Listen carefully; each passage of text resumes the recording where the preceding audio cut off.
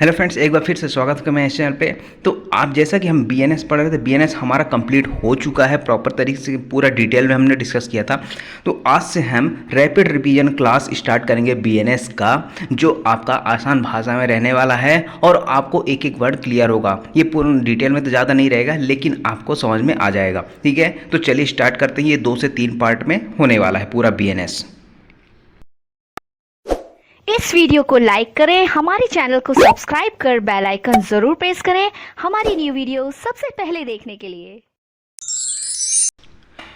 तो चलिए शुरू करते हैं। भारतीय न्याय संहिता। ठीक है, तो भारतीय न्याय संहिता का सबसे पहली चीज़ तो आपको ध्यान रखनी है कि इसका एक्ट नंबर क्या होता है। कभी कभी एग्जाम में पूछ लिया जाता है कि इसका एक्ट नंबर क्या है, तो एक्ट नंबर 45 है ऑफ 23, यानी 2023 का ये 45वां कानून बनाया गया था, जिसे यहाँ पे एक्ट नंबर बोला जाता है। ठीक है, अब यहाँ पे भारतीय न्याय संहिता के अगर परिचय की बात करते हैं तो सबसे पहले अगर यहाँ पे देखोगे तो इसमें 358 सेक्शंस हैं। जो हमारी आईपीसी हुआ करती तो उसमें कितने सेक्शन थे, 511 सेक्शन हुआ करते थे। अब यहाँ पे इसको यहाँ 358 सेक्शन में सभी धाराओं को कर दिया गया है। इसमें टोटल 20 अध्याय हैं। इसमें हस्ताक्षर की बात करते हैं तो जब भी कोई कानून आता है, जब बिल लोकसभा और राज्यसभा में पास होता है, उसके बाद कहाँ जाता है, प्रेसिडेंट के पास जाता है। तो प्रेसिडेंट के पास जाने पर हस्ताक्षर होता है। जब प्रेसिडेंट हस्ताक्षर कर देते हैं तो वो जो बिल होता है वो क्या बन जाता है, आपका एक एक्ट बन जाता है। आगे बात समझ में। तो हस्ताक्षर कब हुए थे, 25 दिसंबर 2023 को इस पे हस्ताक्षर हुए थे। और ये लागू कब से हुआ है, लागू हुआ है 1 जुलाई 2024 से। ये पूरा कानून जो है भारतीय न्याय संहिता पूरा का पूरा लागू तो हो गया है, लेकिन इसका एक सब सेक्शन लागू नहीं हुआ है। वो है आपका धारा 106 का सब सेक्शन 2। ये जब हम पढ़ेंगे तो उसको आप देख लीजिएगा, या फिर अगर आपके पास डायरेक्ट है तो 106 का सब सेक्शन 2 आप जाके देखिए, वो लागू नहीं है। जिसके लिए बहुत जो ड्राइवर्स हैं, बहुत हड़ताल हुई थी, स्ट्राइक हुई थी। ठीक है, तो इसी के लिए हुई थी, तो ये लागू ना करने के लिए, तो यहाँ पे इसको रोक दिया गया था। अब इसका बीएनएस का लागू करने का उद्देश्य क्या था, तो जो आपका आईपीसी था वो भी तो सही था, तो इसको लागू करने की क्या मतलब था, तो यहाँ पे इसका उद्देश्य था consolidate and amend the provision relating to offence, यानी जो अपराध से रिलेटेड जो भी प्रोविजंस हैं उसको अमेंड करना, संशोधित करना और साथ साथ समेकित करना, एक साथ में ये कंसोलिडेट करने की बात करता है। अब यहाँ पे जब ये कानून आ रहा था, या फिर जब ड्राफ्टिंग की बात करते हैं, तो ये हमारे यूनियन मिनिस्टर जो थे, होम मिनिस्टर अमित शाह, उन्होंने 3 बिल को पेश किया था। 3 बिल कौन से थे, एक था आपका भारतीय न्याय संहिता, दूसरा था आपका भारतीय साक्ष्य बिल, ठीक है ना, और तीसरा था आपका भारतीय नागरिक सुरक्षा संहिता बिल। ये 2023 ये जब पेश होता है, जब प्रेजेंट होता है, तब बिल कहलाता है। अब इस किसको रिप्लेस करने के लिए, जो भारतीय न्याय संहिता है वो आईपीसी को रिप्लेस किया गया। ठीक है, भारतीय साक्ष्य अधिनियम, जो भारतीय साक्ष्य बिल है वो किससे, जो इंडियन एविडेंस एक्ट था उसको रिप्लेस करते हुए बनाया गया। और भारतीय सुरक्षा संहिता बिल जो था वो सीआरपीसी को रिप्लेस करते हुए बनाया गया। तो जो 3 बिल पेश किया गया था, कब पेश किया गया, 11 अगस्त 2023 को पेश किया गया था। अब जब यहाँ पे भारतीय न्याय संहिता के बिल की बात करते हैं तो सबसे पहले यहाँ पे 2 बार पेश हुआ था। ठीक है, एक बार तो जब पेश हुआ था लोकसभा में 11 अगस्त 2023 को पेश हुआ था। इसको एक रेफर किया गया था, स्टैंडिंग कमेटी थी जहाँ पे इसकी जांच करने के लिए 11 अगस्त 2023 को ही रेफर कर दिया गया। पेश करने के बाद जब यहाँ पे कमेटी को रेफर किया गया तो उन्होंने जाँच की, पूरी प्रॉपर तरीके से उसको समझा। उसके बाद उन्होंने एक रिपोर्ट बनाई और रिपोर्ट 10 नवंबर 2023 को इन्होंने पेश कर दिया। जब 10 नवंबर 2023 को पेश किया गया तो इसमें कुछ कमियां के कारण इसको विड्रॉ कर लिया गया 12 दिसंबर 2023 को। जब ये विड्रॉ कर लिया गया तो उसके बाद फिर से ड्राफ्टिंग की गई सही तरीके से। उसके बाद सेकंड बिल लाया गया। सेकंड बिल की अगर हम बात करते हैं तो यहाँ पे 2023 में कब इंट्रोड्यूस हुआ था, 12 दिसंबर को विड्रॉ हुआ। उसके बाद जो कुछ अमेंडमेंट था उसको अमेंड करके यहाँ पे 12 दिसंबर 2023 को पेश कर दिया गया सेकंड बिल। अब जब ये सेकंड बिल पेश किया गया, जो कमियां थी कमियां दूर करने के बाद ये लोकसभा में 20 दिसंबर 2023 को इसको पारित कर दिया गया लोकसभा में। उसके बाद 21 दिसंबर को राज्यसभा में पारित कर दिया गया। और यहाँ पे प्रेसिडेंट के हस्ताक्षर की बात करते हैं, जो सहमति की बात करते हैं, 25 दिसंबर 2023 था। आगे और समझ में। तो ये है आपका कुछ सामान्य से परिचय। अब यहाँ पे कुछ मिनिस्ट्री ने कुछ नोटिफिकेशन जारी किया था, कब से क्या लागू होगा उसके बारे में था। अब बात करते हैं भारतीय न्याय संहिता के। तो टोटल कितने अध्याय थे? टोटल आपके 20 अध्याय यहाँ पे बताए गए हैं। 20 अध्याय में 358 धाराओं में बाइफरकेट किया गया है, यानी डिवाइड कर दिया गया है। तो ये कुछ चैप्टर्स हैं, आई होप आपको समझ में आ जाएंगे आगे समझ में। तो ये पूरा सेक्शन वाइज है, पूरा आपको याद होना चाहिए कौन से चैप्टर में कौन से सेक्शन से कहाँ तक है, यानी कि कौन से चैप्टर की रेंज क्या है और उस रेंज में क्या बताया गया है। अगर रेंज अगर आपको याद हो गई तो सारा चीज़ आपको याद हो जाएगा। अब सबसे पहला आता है, सबसे पहली धारा आती है संक्षिप्त नाम, प्रारंभ और लागू होने की बात आती है। तो अगर किसी भी एक्ट में आप देखोगे तो सबसे पहली जो धारा होती है लगभग यही रहती है कि उसका संक्षिप्त नाम क्या होगा। तो इसका संक्षिप्त नाम क्या है? भारतीय न्याय संहिता 2023। ये 2023 भी आपको इसी के साथ बोलना पड़ेगा, ऐसा नहीं कि सिर्फ भारतीय न्याय संहिता बोल दो। आपको पूरा संक्षिप्त नाम की बात की जाए ना तो इसको जो ईयर होता है उसको भी यहाँ पे बोला जाएगा, भारतीय न्याय संहिता 2023। अब प्रारंभ करने की बात आती है, प्रारंभ कब से हुआ है, यानी लागू कब से हुआ है? तो 1 जुलाई 2024 से 1 जुलाई 2024 से ये लागू हो गया है। उसके बाद आता है यहाँ पे थर्ड नंबर कहता है कि प्रत्येक व्यक्ति इस संहिता के उपबंधों के प्रत्येक कार्य या लोभ के लिए जिसका वह भारत के भीतर दोषी होगा इस संहिता के अधीन दंडनीय होगा, अन्यथा नहीं। अब यहाँ पे कहता है कि जो भी व्यक्ति इस संहिता में जो बताया गया उसके विपरीत कार्य करेगा, यानी कि अगर इसमें बताया गया कि भाई चोरी करना दंडनीय अपराध है और वहाँ पे फिर भी अगर आप चोरी करते हो तो आप किसके तहत दंडनीय होंगे? इस भारतीय न्याय संहिता के तहत आप दंडनीय होंगे। ठीक है, ये भारत के भीतर की बात करता है। अगर भारत के भीतर कोई भी ऐसा व्यक्ति या ऐसा कोई अपराध करता है तो बीएनएस के तहत दंडनीय होगा। इसके बाद आता है फोर्थ नंबर जो कहता है कि भारत से परे किसी ऐसे व्यक्ति द्वारा अपराध किया जाना जिस पर भारतीय विधि लागू होता है वो भारत के भीतर विचारणीय। अब जो थर्ड नंबर था वो भारत के भीतर ही अपराध हो रहा था, भारत के भीतर वाले व्यक्ति की। तो अब यहाँ पे फोर्थ नंबर क्या कहता है कि भारत से परे यानी कि भारत से बाहर की बात करता है। तो भारत से बाहर किसी व्यक्ति के द्वारा अपराध किया जाता है और उस व्यक्ति पर जो हमारी भारतीय विधि है वो लागू होती है। अगर उस पर भारतीय विधि लागू होती है और उसने भारत के बाहर अगर कोई अपराध किया ना फिर भी उसको कहाँ पे विचार नहीं होगा? भारत के भीतर विचार नहीं होगा और बीएनएस यानी भारतीय न्याय संहिता के तहत। उसके बाद आता है फिफ्थ नंबर, इसमें क्या कहता है कि इस संहिता के उपबंध कहाँ और किस पर लागू होगा? कहाँ और किस पर लागू होगा? तो ये कहता है कि भारत से बाहर और परे किसी स्थान पर भारत के नागरिक पर, यानी कि भारत से बाहर और परे किसी स्थान पर अगर भारत के नागरिक द्वारा, सिटीजन के द्वारा कोई अपराध किया जाता है तो उस पर बीएनएस लागू हो जाएगा। भारत में रजिस्ट्रेड किसी पोत विमान पर, चाहे वह कहीं भी हो, किसी व्यक्ति द्वारा, यानी कि अगर कोई भी ऐसा विमान है या एरोप्लेन है मान लीजिए या फिर पानी में चलने वाला शिप है, उसमें अगर कोई अपराध करता है और वह शिप और विमान कहाँ पे रजिस्टर्ड है? वो है भारत के अंदर। तो भारत के अंदर रजिस्टर्ड है तो उसमें कोई भी व्यक्ति अगर अपराध करता है तो भारत के में विचारणीय होगा, भारत के अंदर इस बीएनएस के तहत उसको दंडनीय बनाया जाएगा, यानी दंडित किया जाएगा।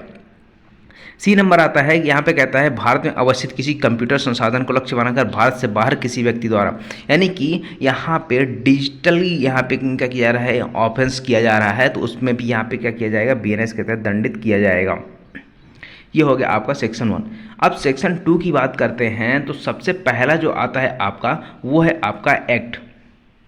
ठीक है, तो एक्ट को कहाँ पे परिभाषित, यह एक्ट क्या बताता है कि कार्यों की आवली का द्योतक उसी प्रकार है जिस प्रकार एक कार्य का। अब इसका मतलब क्या होता है कि देखिए इसमें जो भी चीज़ें बताई गई हैं पूरे बीएनएस में कि अगर ये चीज़ आपको नहीं करनी है, चोरी नहीं करनी है, ठीक है, किसी की मानहानि नहीं करनी है, अगर आप फिर भी वो कार्य करते हैं तो आपको बीएनएस के तहत दंडित किया जाएगा। और वह कार्य जो है वही चीज़ यहाँ पे कहलाती है। कार्य का मतलब जो ऑफिस में बताया गया है और आप वो चीज़ करते हैं, ठीक है ना। यहाँ पे बताया गया बीएनएस में कि आपको वो चीज़ नहीं करनी है लेकिन फिर भी आप करते हो तो वो क्या कहलाता है? वो कार्य कहलाता है। वहीं अगर यहाँ पे एक शब्द आता है लोभ, यानी कि ओमिशन की बात करता है, तो पहले कार्य और ओमिशन एक ही था, अब यहाँ पे क्या अलग अलग कर दिया गया। 32 और 33 में था, जो आईपीसी था उसमें सेक्शन नंबर 32 और 33 में था। अब यहाँ पे क्या कर दिया गया है? कार्य और लोभ को अलग यहाँ पे सेक्शन 25 में बाद में कर दिया। पहले एक्ट को कर दिया गया है और सेक्शन नंबर 25 और बीएनएस में क्या कर दिया गया है? लोभ को बताया गया है। तो लोभ क्या होता है कि जैसे मान लीजिए कोई पुलिस वाला है, ठीक है, पुलिस वाले की कोई चीज़ ड्यूटी थी करनी, उसकी मान लीजिए ड्यूटी थी अपराध को रोकना, और उसके सामने ऑफेंस हो रहा था लेकिन उसने कुछ नहीं किया, तो उसने क्या किया है, अपनी ड्यूटी का लोप किया है, अपने कार्यों को लोप किया है, तो वो क्या कहलाता है, एक ओमिशन कहलाता है, यानी कि अपनी ड्यूटी को ओमिट कर दिया उसने। उसके बाद आता है जीव जंतु। जीव जंतु का मतलब जो इंसानों यानी मानव से, मनुष्य से भिन्न कोई भी जीवधारी है वो क्या कहलाएगा, एनिमल कहलाएगा।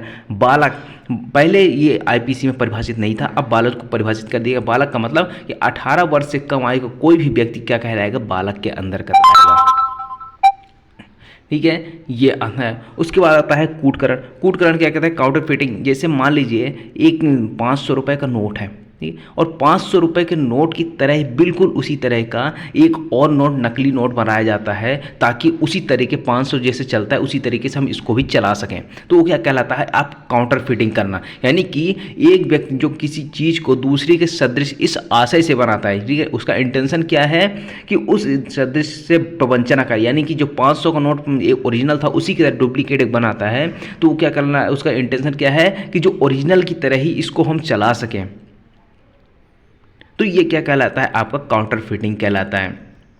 अब जब काउंटर फिटिंग हो रही है ना, तो इसका मतलब ये नहीं है कि काउंटर फिटिंग आवश्यक नहीं है कि नकल ठीक वैसी ही हो, बिल्कुल 500 जैसा है वैसे ही बिल्कुल बन जाए, बिल्कुल ऐसा ज़रूरी नहीं है। आपका इंटेंशन था कि आप उसमें प्रवंचित कर सको, किसी को धोखा दे सको उस नकली 500 के नोट से, तो आप यहाँ पे काउंटर फिटिंग के लिए पनिश किए जाएंगे। स्पष्टीकरण नंबर 2 क्या कहता है, जबकि कोई व्यक्ति एक चीज़ को दूसरी चीज़ के सदृश कर दे और इस सदृश ऐसा कि तद्वारा किसी व्यक्ति को प्रवंचना हो सकती हो, तो जब तक वह कुछ साबित न कर दे धारणा की जाएगी कि जो व्यक्ति किसी चीज़। अब यहाँ पे इसका मतलब क्या है, इसका मतलब ये है कि अगर आपने कोई भी ऐसी सदृश चीज़ बनाई, कोई डुप्लीकेट चीज़ बनाई ताकि उससे प्रवंचना हो सकती है, अगर यहाँ पे उससे प्रवंचित हो सकता है कोई व्यक्ति, उसको धोखा हो सकता है किसी व्यक्ति को, तो यहाँ पे उपधारणा की जाएगी कि आपने काउंटर फिट किया हुआ है, जब तक आप उसको प्रतिकूल साबित नहीं कर देते हैं। उसके बाद आता है न्यायालय। न्यायालय का मतलब क्या होता है कि जिसे न्यायिक कार्य करने के लिए अकेले ही या न्यायाधीश निकाय के रूप में सशक्त किया गया हो, वहाँ जहाँ वह न्यायिक कार्य कर रहा हो, यानी कि न्यायाधीश जो है होते हैं, मजिस्ट्रेट जो होते हैं, जहाँ पे वो न्यायिक कार्य कर रहे हैं वही क्या कहलाता है, आपका न्यायालय कहलाता है। मान लीजिए खुला स्थान है और खुले स्थान में एक टेबल कुर्सी लगा के जज साहब बैठे हैं, उनके स्टेनो बैठे हैं, यहाँ पर सुनवाई हो रही है, तो इसका मतलब यहाँ पे क्या है कि ये न्यायालय कहलाएगा। न्यायालय का मतलब ये नहीं कि एक बंद कमरा हो जहाँ पे जज साहब ऊपर बैठे हुए हों, नीचे बाबू बैठे हों, ऐसा कुछ नहीं है। जहाँ पे न्यायिक कार्य हो रहा है वही न्यायालय कहलाएगा, ठीक है। और मृत्यु, जहाँ पर मृत्यु शब्द आया है पूरे विनय से, इसका मतलब क्या है कि मानव की मृत्यु। बेईमानी, बेईमानी का मतलब क्या होता है, ऐसा कार्य जिससे एक व्यक्ति को सदोष अभिलाभ हो और अन्य को सदोष हानि हो, ठीक है। बेईमानी का मतलब क्या होता है, अगर मैं बेईमानी कर रहा हूँ इसका मतलब कि मैंने किसी व्यक्ति को लाभ दिलाया है, जिसको लाभ नहीं मिलना चाहिए उसको लाभ दिला दिया, और जिसको हानि नहीं होनी चाहिए उसको हानि करवा दिया, तो ये क्या कहलाता है, यहाँ पे बेईमानी कहलाती है। उसके बाद आता है दस्तावेज। दस्तावेज में क्या होता है कि किसी पदार्थ पर अक्षरों, अंकों, चिन्हों के साधन द्वारा अभिव्यक्त या वर्णित किया गया है और इसके अंतर्गत इलेक्ट्रॉनिक और डिजिटल अभिलेख भी है, साक्ष्य के तौर पर उपयोग किए जाने के लिए आशय था।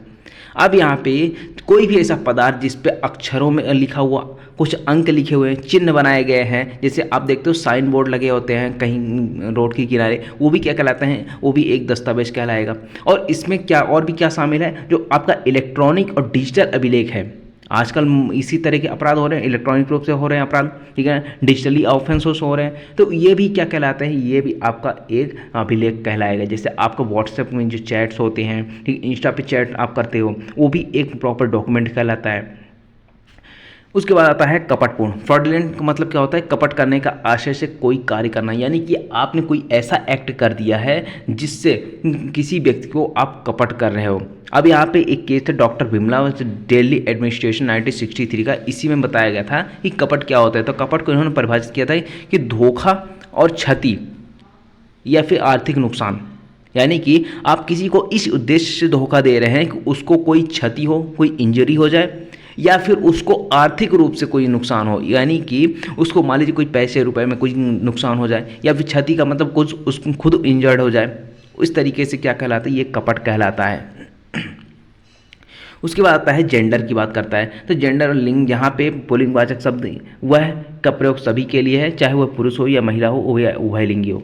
अब यहाँ पे जहाँ कहीं भी वह है, वह का मतलब तो वो सभी आ जाएंगे, लेकिन अगर इंग्लिश में बात की जाए ही जहाँ लिखा है तो ही में सभी आ जाएंगे, चाहे महिला हो, चाहे पुरुष हो, चाहे उभयलिंगी, कोई भी ट्रांसजेंडर हो, सभी इसमें आ जाएंगे, चाहे ही जहाँ पे यूज किया गया है पूरे बीएनएस में।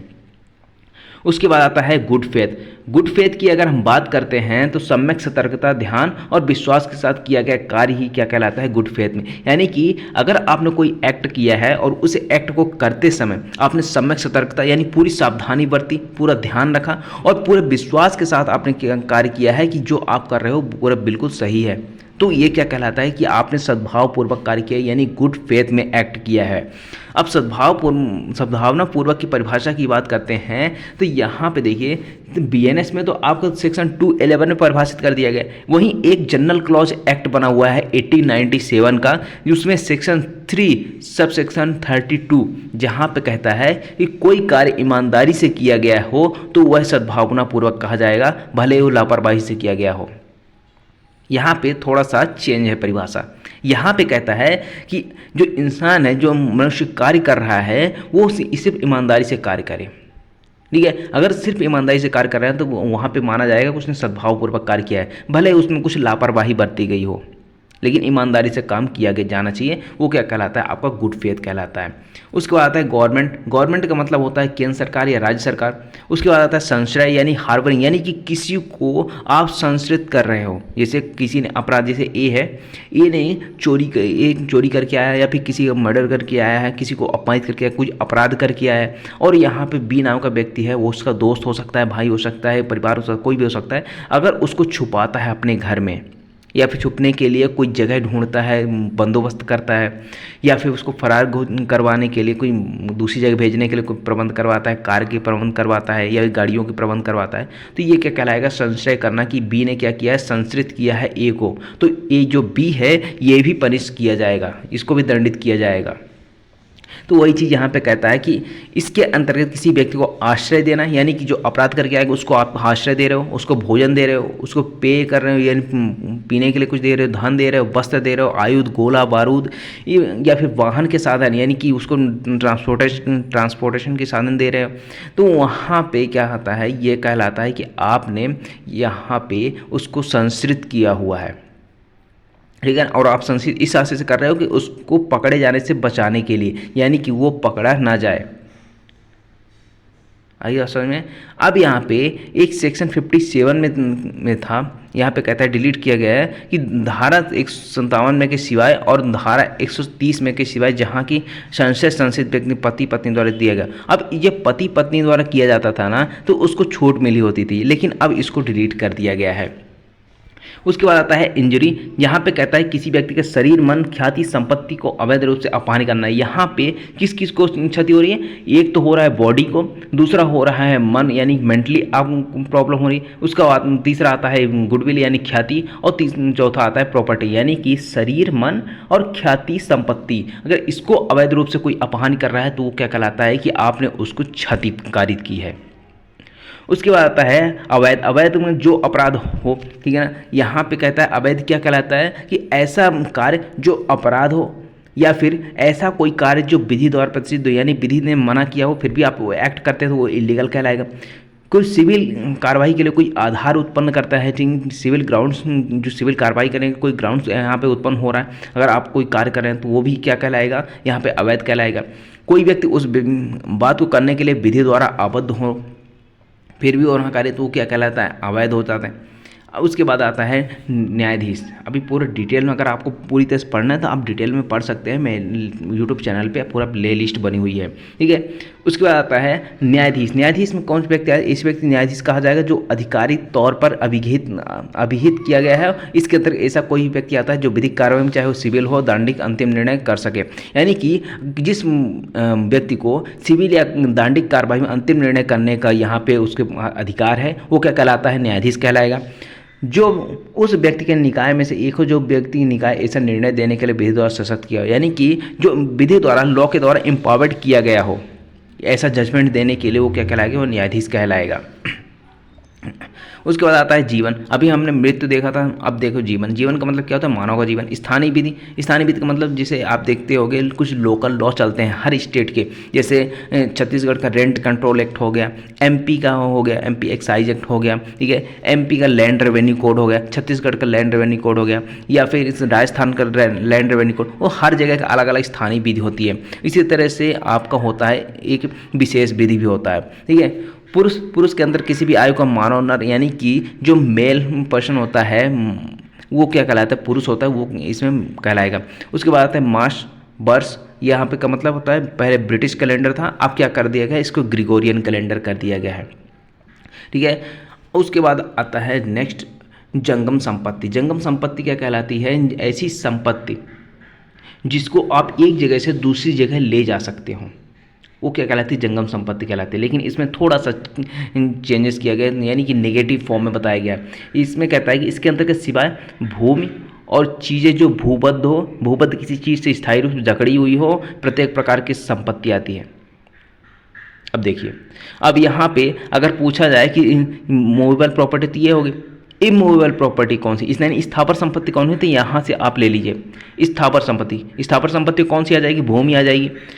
और वो चीज़ जो भूबद्ध हो, यानी भूमि से जुड़ी हुई हो, जैसे पेड़ जब तक जमीन से लगा हुआ है जड़ के साथ, तो वो क्या कहलाता है? वो स्थावर संपत्ति कहलाती है। जैसे उसको काट के अलग करते हैं वो मूवेबल प्रॉपर्टी बन जाती है। भूबद्ध से किसी स्थायी रूप से जकड़ी हुई, यानी कोई मशीनरी आपने यहाँ पे लगाए हुए हो, ठीक है ना, ज़मीन में, वो क्या कहलाती है? आपकी मूवेबल, इमूवेबल प्रॉपर्टी कहलाती है। लेकिन यही चीज़ इसके अलावा अगर कोई प्रॉपर्टी आती है जहाँ जिसको आप एक जगह से दूसरी जगह ले जा सकते हो, वो क्या कहलाती है? मूवेबल प्रॉपर्टी कहलाएगी। वचन, शपथ, ये सब देख लीजिएगा। अपराध, अपराध में क्या क्या आता है? ये चीज़ हम सेक्शन नंबर 24 में, आप ये देखिएगा, ये पूरा का पूरा आपको ये अपराध के अंतर्गत आएगा। उसके बाद आता है लोभ। हमने लोभ पढ़ लिया था जब हमने सबसे पहले डेफिनेशन कार्य पढ़ा था। व्यक्ति, व्यक्ति के अंदर कौन आता है? कंपनी या संगम या व्यक्ति निकाय, चाहे वो निगमित हो या नहीं, यानी रजिस्टर्ड हो या ना हो, एक कंपनी जो कंपनी होती है ना, कंपनी भी क्या कहलाती है? वो आपकी एक व्यक्ति कहलाएगी, एक पर्सन कहलाएगी। उसके बाद आता है पब्लिक। जो है यहाँ पे पब्लिक का मतलब क्या होता है? ऐसे व्यक्ति जो आम जनता होती है वो क्या कहलाती है? वो पब्लिक कहलाती है। पब्लिक सर्वेंट कौन कहलाता है? ये का से टा तक में पूरा का पूरा आपको देखने को मिल जाएगा। अगर आप बैरेक्ट है तो बैरेक्ट आप जरूर खोलिए, उसमें एक एक चीज़ आपको देखने को मिल जाएगी। उसके बाद आता है विश्वास करने का कारण। क्या होता है कि जब आपके पास पूरी तरह से ऐसा विश्वास करने का कोई रीज़न हो कि हाँ बिल्कुल ये सही है, तो फिर आप यहाँ पे क्या कर रहे हैं? रीजन टू बिलीव होना चाहिए। स्पेशल लॉ, स्पेशल लॉ क्या होती है? जैसे SC/ST एक्ट बनाया गया है वो स्पेशल लॉ है। इलेक्ट्रिसिटी एक्ट बनाया गया है वो एक स्पेशल लॉ कहलाता है। NDPS भी एक स्पेशल लॉ है, यानी ऐसी विधि जिसको एक प्रकार से स्पेशल दर्जा दिया गया है। पॉक्सो हो गया, ये क्या है? एक स्पेशल लॉ कहलाता है। उसके बाद आता है मूल्यवान प्रतिभूति। वैल्यूएबल सिक्योरिटी क्या कहलाती है? ऐसे दस्तावेज जिसके द्वारा कोई अधिकार, विधिक अधिकार यानी सृजित किया गया हो, निर्बाधित किया गया हो, विस्तृत किया गया हो, निर्वापित किया गया हो, अंतरित किया गया हो, छोड़ा जाए या अभिस्वीकृति दे कोई दायित्व के अधीन। देखो, मूल्यवान प्रतिभूति का मतलब सिंपल सी बात यह है कि अगर कोई ऐसा डॉक्यूमेंट तैयार किया गया है जिस डॉक्यूमेंट के माध्यम से कोई अधिकार आपको दिया जा रहा हो, जैसे आप नामांतरण करवाते हो, तो नामांतरण एक जब नामांतरण हो जाता है तो उसमें क्या होता है? आपका एक दस्तावेज नाम दिखता है, खचरा खतौनी जहाँ पे है, और उसका इसमें आपका एक नाम दिखने लगता है, तो क्या दे रहा है? उस पर आपको एक अधिकार दिया जा रहा है कि आप उसके मालिक हैं। उसी तरीके से यहाँ पे आपको किसी चीज़ से रोका जा रहा होगा, ठीक है, उस दस्तावेज के माध्यम से कोई चीज़ ट्रांसफ़र की जा रही होगी आपसे किसी अन्य को या फिर किसी अन्य से आपको, तो वो चीज़ जो अधिकार मिल रहा है, ठीक है, कोई अस्वीकृति मिल रही है, किसी दायित्व को जनरेट किया जा रहा है, किसी लायबिलिटी को जनरेट किया जा रहा है, तो क्या कहलाता है? वो मूल्यवान प्रतिभूति कहलाती है। जलयान यानी वेसल, जो पानी में चलने वाली जहाज़ें हैं वो कहलाती हैं, जो शिप है। उसके बाद स्वेच्छा, यानी कि आपने अपनी सहमति से स्वेच्छा से आप कोई कार्य किया है, ठीक है, स्वयं किसी का कोई दबाव नहीं है, किसी तरीके का कोई प्रेशर नहीं, आपने स्वयं अपने मन से किया है कोई कार्य, वो क्या कहलाता है? स्वेच्छा कहलाता है, वॉलंटरली। विल का मतलब कोई वसीयती दस्तावेज होता है। महिला मतलब किसी आयु की महिला नारी हो जाती है। सदोष अभिलाभ आपने पढ़ा, जहाँ पे डिसऑनेस्टली पढ़ा था, बेईमानी पढ़ा था, वहाँ पे भी देखा था। सदोष अभिलाभ का मतलब विधि साधन ऐसी संपत्ति का अभिलाभ प्राप्त है जिसे अभिलाभ प्राप्त करने वाला वैधानिक अधिकार नहीं है, यानी कि देखिए, जब हमने बेईमानी पढ़ा था तो बेईमानी में क्या पढ़ा था कि किसी एक व्यक्ति को हम क्या कर रहे हैं, सदोष अभिलाप कर रहे हैं और दूसरे व्यक्ति को सदोष हानि पहुंचा रहे हैं। यानी कि जिस व्यक्ति को हम सदोष अभिलाप पहुंचा रहे हैं ना, उसको कोई अधिकार नहीं है वो लाभ लेने का, उसको हानि होनी चाहिए, ठीक है ना। फिर भी हमने उसको सदोष अभिलाप पहुंचाया तो वो क्या कहलाता है, सदोष अभिलाप कहलाता है। यानी और जिसको हमने हानि पहुंचाई है और जिसको हानि नहीं होनी चाहिए थी, ठीक है, तो वो क्या कहलाएगा, वो हम सदोष हानि कहलाती है।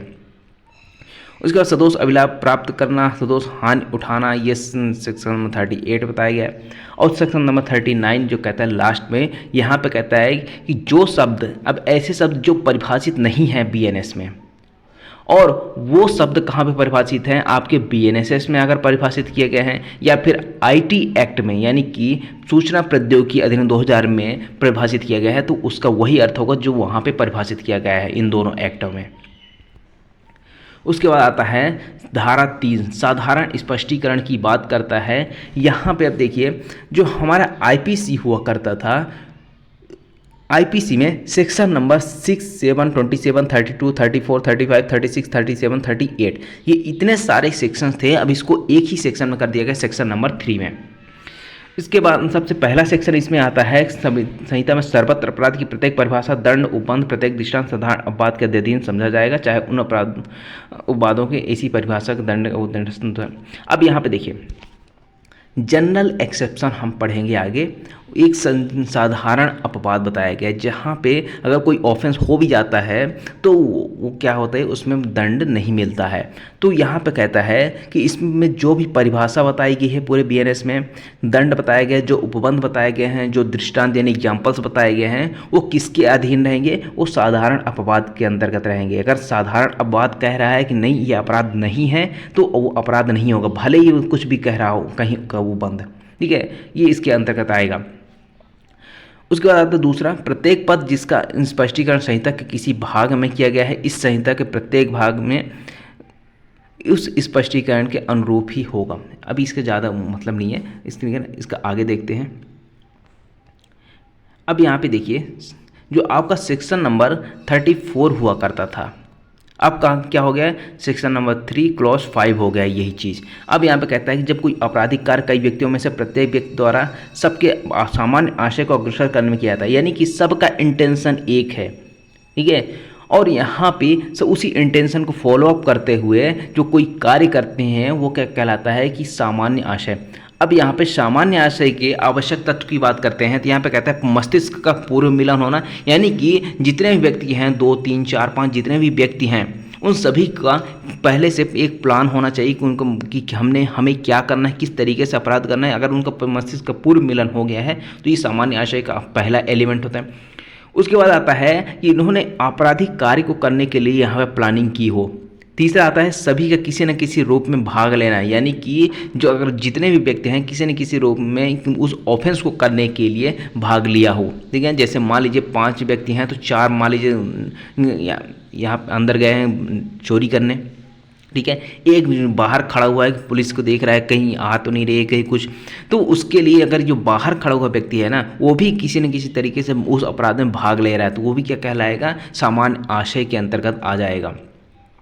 इसमें एक केस था Varindra Kumar Ghosh versus king emperor, संकरी टोला पोस्ट ऑफिस मर्डर केस के नाम से ये जाना जाता है, ठीक है। अब यहाँ पे क्या होता है कि ट्रिब्यूनल था, अधिकरण था, उस अधिकरण के द्वारा एक व्यक्ति को सामान्य आशय में दूसरे कार्य के लिए सजा सुनाया।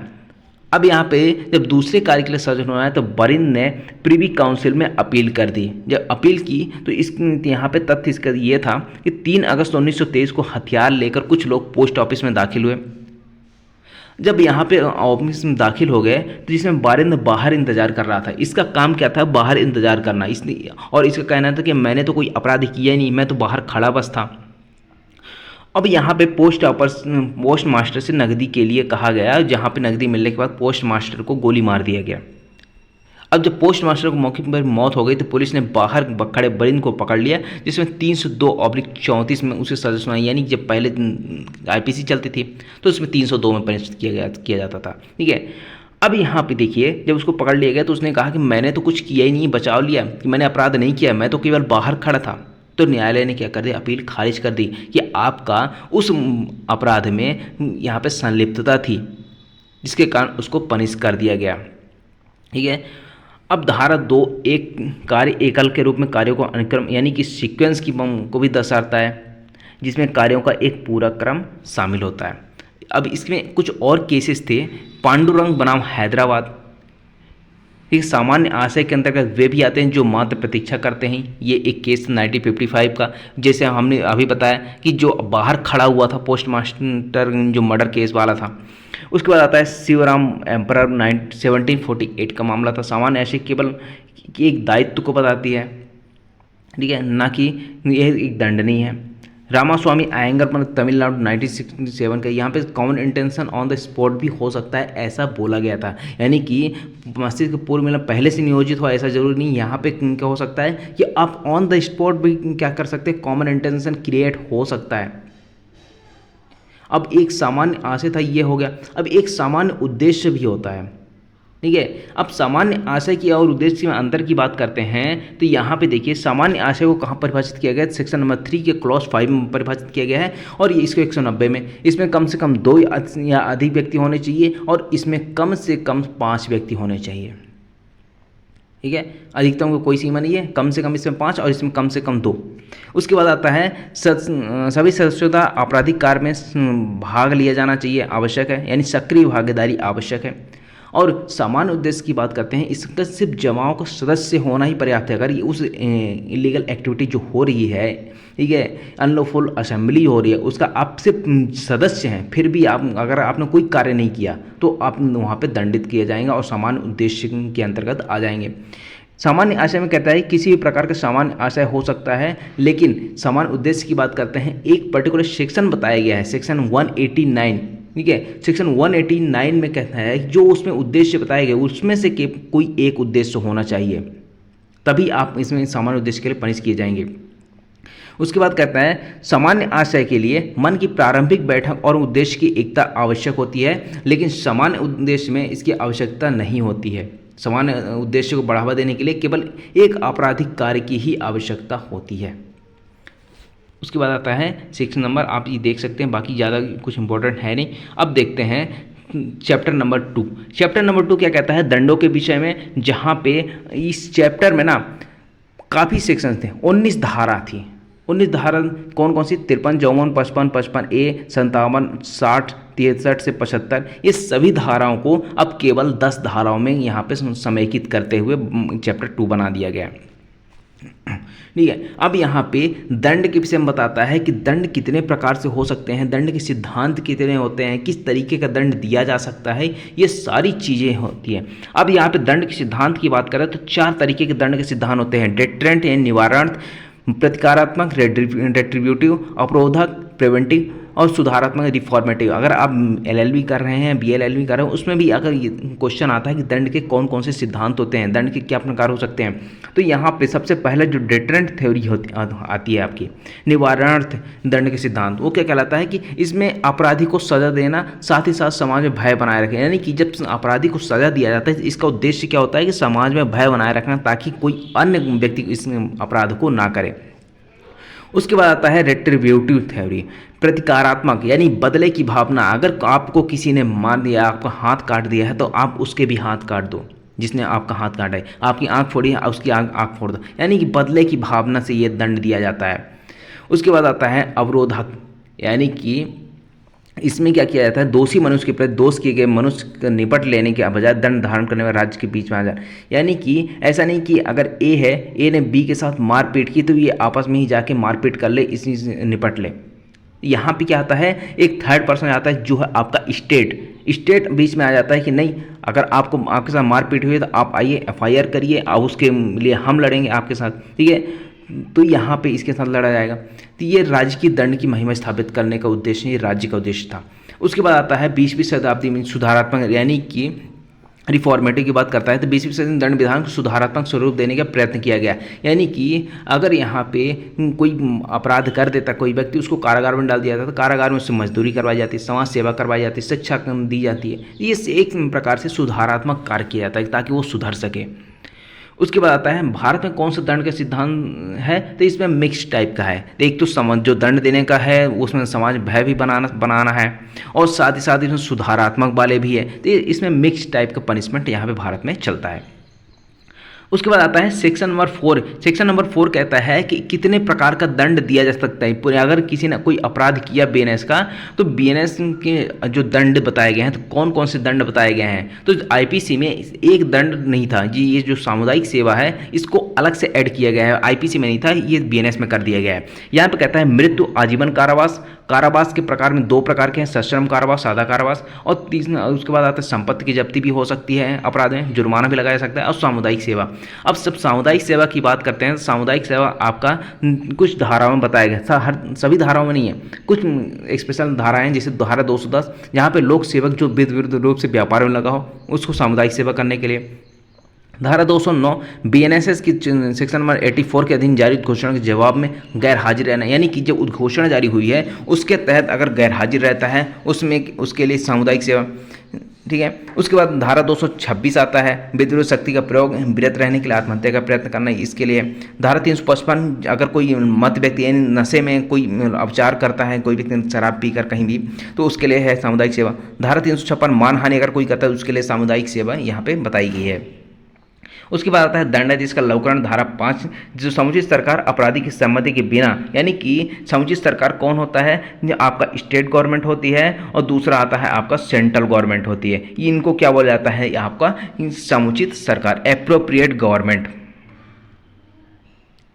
अब यहाँ पे कहता है इस संहिता के अधीन किसी दंड का बीएनएसएस की धारा 474 के अनुसार किसी अन्य दंड में लघुकरण कर सकेगी, यानी कि अगर किसी व्यक्ति को कोई अपराधी है, किसी ने कोई उसको दंड दिया गया है, तो उस दंड को क्या किया जा सकता है, परिवर्तित किया जा सकता है, उसको कम किया जा सकता है। सेक्शन नंबर 474 बीएनएसएस की यही चीज़ बताती है, लघुकरण करने से संबंधित प्रावधान करती है, ठीक है।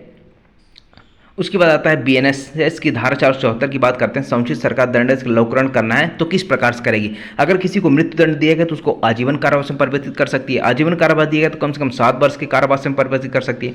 अगर 7 वर्ष से उससे अधिक के कारावास दिया गया तो उसको कम से कम 3 वर्ष के कारावास कर सकती है। कम से कम 3 वर्ष यानी कि उससे कम नहीं होगा। 7 वर्ष से कम का कारावास है तो उसको जुर्माने में परिवर्तित कर सकती है, और कठिन कारावास है तो उसको साधारण कारावास में कर सकती है। उसके बाद आता है सेक्शन नंबर 6 दंडाविधि की भिन्न की बात करता है। दंडाविधि की भिन्न गणना करने के बाद आजीवन कारावास जो होता है, आजीवन कारावास है तो उसको 20 वर्ष के समान माना जाएगा। यहाँ पे आजीवन कारावास तो हमेशा के लिए रहता है कि आजीवन जब तक वो जिंदा है तब तक, लेकिन अगर उसकी गणना करनी हो तो उसको 20 वर्ष माना जाता है। उसके बाद आता है धारा 7, यहाँ पे दंडित संपूर्ण कारावास है उसका कोई भाग कठिन या सादा हो सकता है, यानी कि जो संपूर्ण कारावास दिया गया है, किसी व्यक्ति को दंडित किया गया है तो उसका कोई कारावास जो है उसका कुछ भाग कठिन भी हो सकता है, कुछ सादा भी हो सकता है, ये न्यायालय डिसाइड कर सकता है। उसके बाद आता है अगर किसी व्यक्ति के जुर्माना लगाया गया है और वो जुर्माना नहीं देता है तो किस प्रकार से उस पर किया जाएगा, उस पर जुर्माना वसूल किया जाएगा, या फिर उसके ऊपर जुर्माना कितना लगाया जा सकता है, ये इसके बारे में बात करता है सेक्शन नंबर 8। अब यहाँ पे कहता है सबसे पहला नंबर कहता है कि अगर मान लीजिए किसी धारा में उस मान लीजिए 323 या फिर किसी भी, ये एग्जाम्पल दे रहा हूँ, इसमें हो सकता है कि उसमें जुर्माना दिया गया हो, बट यहाँ पे अगर एक एग्जाम्पल रूप लेते हैं कि अगर मान लीजिए धारा 323 में जुर्माना नहीं लिखा है कि उसमें कितना जुर्माना लगा सकती है न्यायालय, और उसका दंड देना है, जुर्माना लगाना भी है न्यायालय को, तो कितना लगा सकती है, तो कितना भी जुर्माना लगा सकती है। अगर यहाँ पे नहीं लिखा है कितना लगाना है तो कितना भी लगा सकती है, लेकिन यहाँ पे कहते हैं असीमित नहीं होना चाहिए। असीमित हो सकती है लेकिन अत्यधिक नहीं हो सकती है, ठीक है। अब हर जो भी यहाँ पे जो अपराधी है उसकी हैसियत भी देखनी होगी, ठीक है, और वो उसने क्या अपराध किया है वो देखना होगा, किस सिचुएशन में किया, ये देखना, सारी परिस्थितियाँ देखने के बाद जुर्माना लगाया जाएगा। उसके बाद आता है किसी अपराध के प्रत्येक मामले में कारावास के साथ जुर्माने से दंडित अपराधी कारावास सहित या रहित जुर्माने से दंडित हुआ है। जो कारावास से जुर्माने केवल जुर्माने से दंडित, अपराधी जुर्माने से दंडनीय है। ऐसे जुर्माने की प्रतिज्ञा दशम दिया गया कारावास उस अन्य कारावास के अतिरिक्त होगी जिसके लिए दंडित हुआ। अगर मान लीजिए किसी को कारावास भी हुआ है और जुर्माना भी हुआ है, ठीक है, तो उसमें जुर्माना मान लीजिए नहीं दिया तो जो कारावास हुआ वो तो भोगेगा ही, उसके अतिरिक्त उस जुर्माने के लिए कारावास भोगेगा। अब कितना जुर्माना भोगेगा, यहाँ पे थर्ड नंबर कहता है कि जुर्माने के व्यक्ति से दिया गया कारावास उस अवधि का 1/4 आज से अधिक नहीं होगा। मान लीजिए 4 साल का उसको कारावास दिया गया है ना, तो यहाँ पे इसका 1/4 भाग मान लीजिए इसको इसके ऊपर जुर्माना लगाया गया और जुर्माना वो नहीं देता है, तो इसके जो 4 साल है यानी कितने महीने होते हैं, 12 चौक 48 महीने होते हैं। 48 का 1/4 करेंगे, जितना आएगा उससे अधिक नहीं होना चाहिए कारावास उस जुर्माने के लिए। ठीक है, सामुदायिक सेवा का भी यहाँ पे बता दिया गया है। अब यहाँ पे कहता है यदि अपराध केवल जुर्माने से दंडनीय, मान लीजिए जो अपराध है वो केवल जुर्माने से दंडनीय है, तो फिर कारावास का 1/4 यहाँ पे आएगा नहीं। क्यों? क्योंकि उसको कारावास से दंडनीय है केवल अपराध, और कारावास जुर्माने से दंडनीय अपराध है और कारावास है ही नहीं, तो किस प्रकार से उससे जुर्माना कारावास दिया जाएगा। तो यहाँ पे कहता है यदि जुर्माना जो है 5,000 रुपये तक का है तो उससे 2 महीने तक का कारावास हो सकता है। जुर्माना ये 10,000 रुपये तक का है तो 4 महीने तक का सज़ा हो सकती है, और इससे अधिक का है जुर्माना तो 1 वर्ष से अनधिक, यानी 1 वर्ष से अधिक का कारावास नहीं होगा। ठीक है, उसके बाद आता है नेक्स्ट, जब हम बात करेंगे ये आप पढ़ सकते हैं, ज़्यादा कुछ है नहीं। अब उसमें आता है एकांत परिरोध। जब कोई व्यक्ति किसी ऐसे अपराध के लिए दोषी किया गया है जिसमें न्यायालय कठोर कारावास देने की शक्ति है, तो वह दिए गए कारावास में से किसी भाग के लिए कुल मिलाकर 3 महीने से अधिक नहीं होगा मापमान के अनुसार एकांत परिरोध। एकांत परिरोध का मतलब क्या होता है, उसको एक एकांत कमरे में रख दिया जाना है। ठीक है, जहाँ पे उसको बिल्कुल अंधेरा टाइप का होता है, ये आप तो होता नहीं ज़्यादा, लेकिन फिर भी यहाँ पे प्रोविज़न है, दिया जा सकता है। तो यहाँ पे कहता है कि अगर कारावास उसको 6 महीने से अधिक का नहीं दिया गया है तो उसको 1 महीने तक का एकांत परिरोध दिया जा सकता है। अगर 6 महीने से 1 वर्ष तक का कारावास है तो उसको 2 महीने तक का एकांत परिरोध, लेकिन 1 वर्ष ये अधिक का कारावास है तो 3 महीने तक का एकांत परिरोध दिया जा सकता है। लेकिन यहाँ पे एक बार में उसको 14 दिन से अधिक का एकांत परिरोध नहीं दिया जाएगा। 14 दिन तक रखा जाएगा एकांत परिरोध में, उसको बाहर निकाला जाएगा, फिर कुछ दिन बाद उसको फिर से किया जाएगा। ये सेक्शन नंबर 12 बताता है, ये चीज़ यहाँ पे आपको देखने को मिल जाएगी। उसके बाद आता है आपका चैप्टर नंबर 3।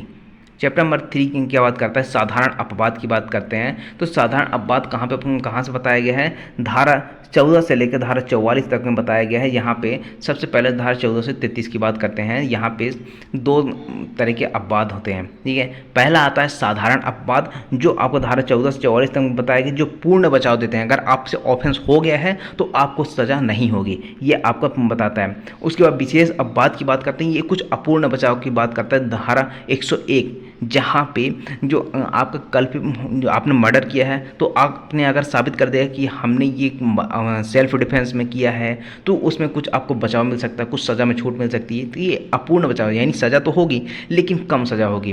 पूर्ण बचाव की बात करें, धारा 356 की मानहानि है, ये विशेष अपवाद यहाँ पे बता दिया गया है। ठीक है, प्रोफेसर कैनी ने क्या बताया कि आपराधिक उत्तरदायित्व से विमुक्त करने की स्थितियाँ, यानी कि जो आपराधिक दायित्व है, उत्तरदायित्व उससे विमुक्त कर देना, ये किसका उद्देश्य है, ये साधारण अपवाद का उद्देश्य है। उसके बाद आता है धारा 14 और 17। धारा 14 और 17 के भूल के बारे में है। धारा 15-16 न्यायिक कार्य के बारे में अपवाद की बात करता है। ठीक है, दुर्घटना, आवश्यकता, मानसिक अक्षमता 20 से 24 में, 25 से 30 सहमति के बिना या सम्मति से कोई अपराध हो रहा है, 31 में सद्भावना, 32 में भय के अधीन कार्य और 33 में तुच्छ कार्य या निजी प्रत्यक्षण में किया गया कार्य। धारा 33 से 44 तक में, 34 से 44 तक में।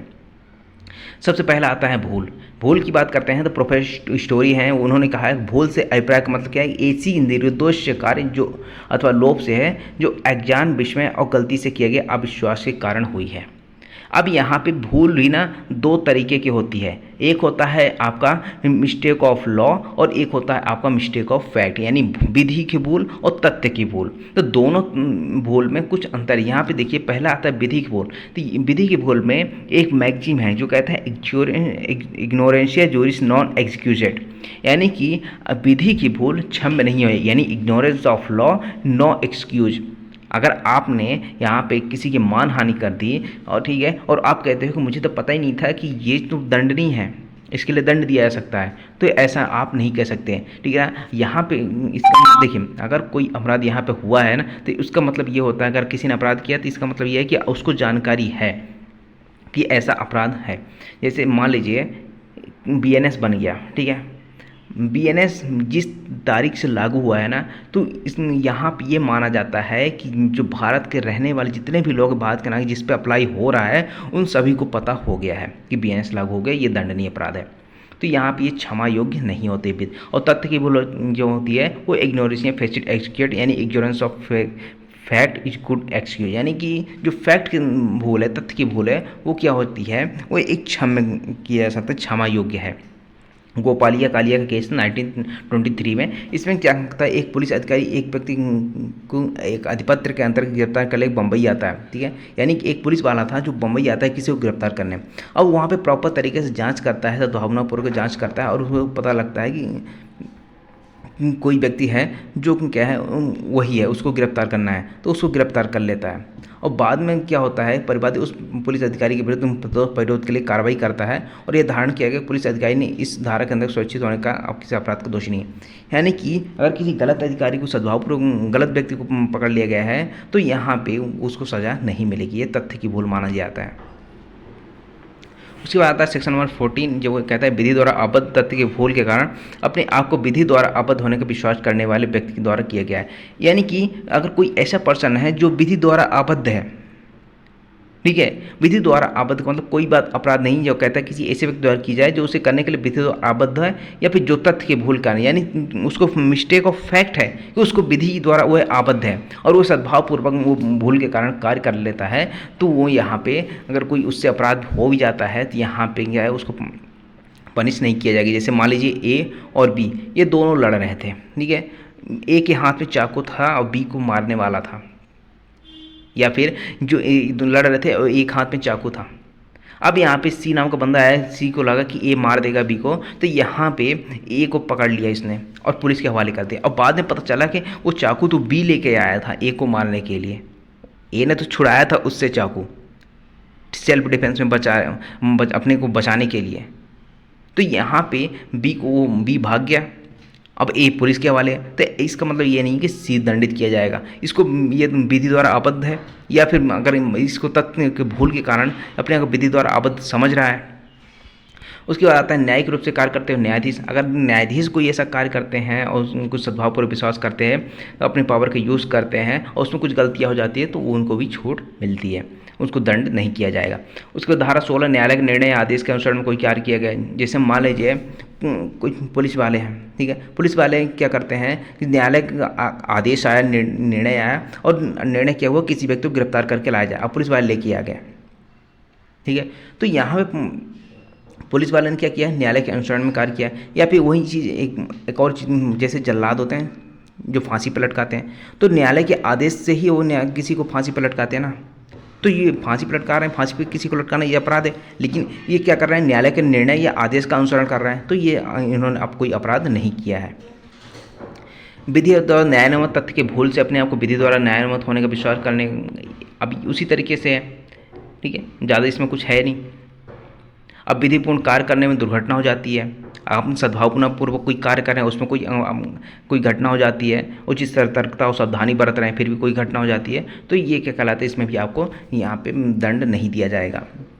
अब दुर्घटना क्या होती है, तो बुरी घटना का होना, यानी कि अर्थात जो दूरदर्शिता प्रत्याशा के विपरीत घटित हो जाए, वो क्या कहलाते हैं, दुर्घटना कहलाते हैं। स्टीफन ने क्या होता है, किसी परिणाम को दुर्घटना तभी माना जा सकता है जब तक वह कार्य जिससे ऐसा परिणाम कारित हुआ है कि कारित करने की आश्चर्य ना किया गया और ऐसे घटित होने की संभावना ना हो। उसके बाद आता है सेक्शन नंबर 19, जो कहता है कि कार्य जिससे अपान कारित होना संभाव्य है किंतु जो आपराधिक आशय के बिना अन्य अपान के निवारण के लिए किया गया है। अब मान लीजिए जैसे एक ट्रक है, ठीक है, सॉरी एक बस है, मान लीजिए बस में 30 पैसेंजर हैं। अब सामने क्या होता है कि इस तरफ से एक बाइक वाला आ रहा था, ठीक है ना, रॉन्ग डायरेक्शन में भले ही आ रहा हो। अब यहाँ पे कहता है अब इसका एक्सीडेंट होने वाला है, मान लीजिए अगर इधर से करेगा तो इसका एक्सीडेंट हो जाएगा और इधर करेगा तो पूरी बस पलट जाएगी। तो यहाँ पे कहता है कि इसने इधर ही कर दिया, उसका एक्सीडेंट कर दिया बस वाले ने। इसने क्या किया, बड़ी हानि को रोकने के लिए छोटी हानि कर दी, ठीक है, यानी ये 30 पैसेंजर थे, अगर बस पलट जाए 30 लोगों की जान का खतरा था, तो यहाँ पे क्या कर दिया गया, इसको माफ़ कर दिया, इसको छूट मिलेगी। उसके बाद आता है आवश्यकता का सिद्धांत, ये कहलाता है। डडली स्टीफेंस की बात आती है।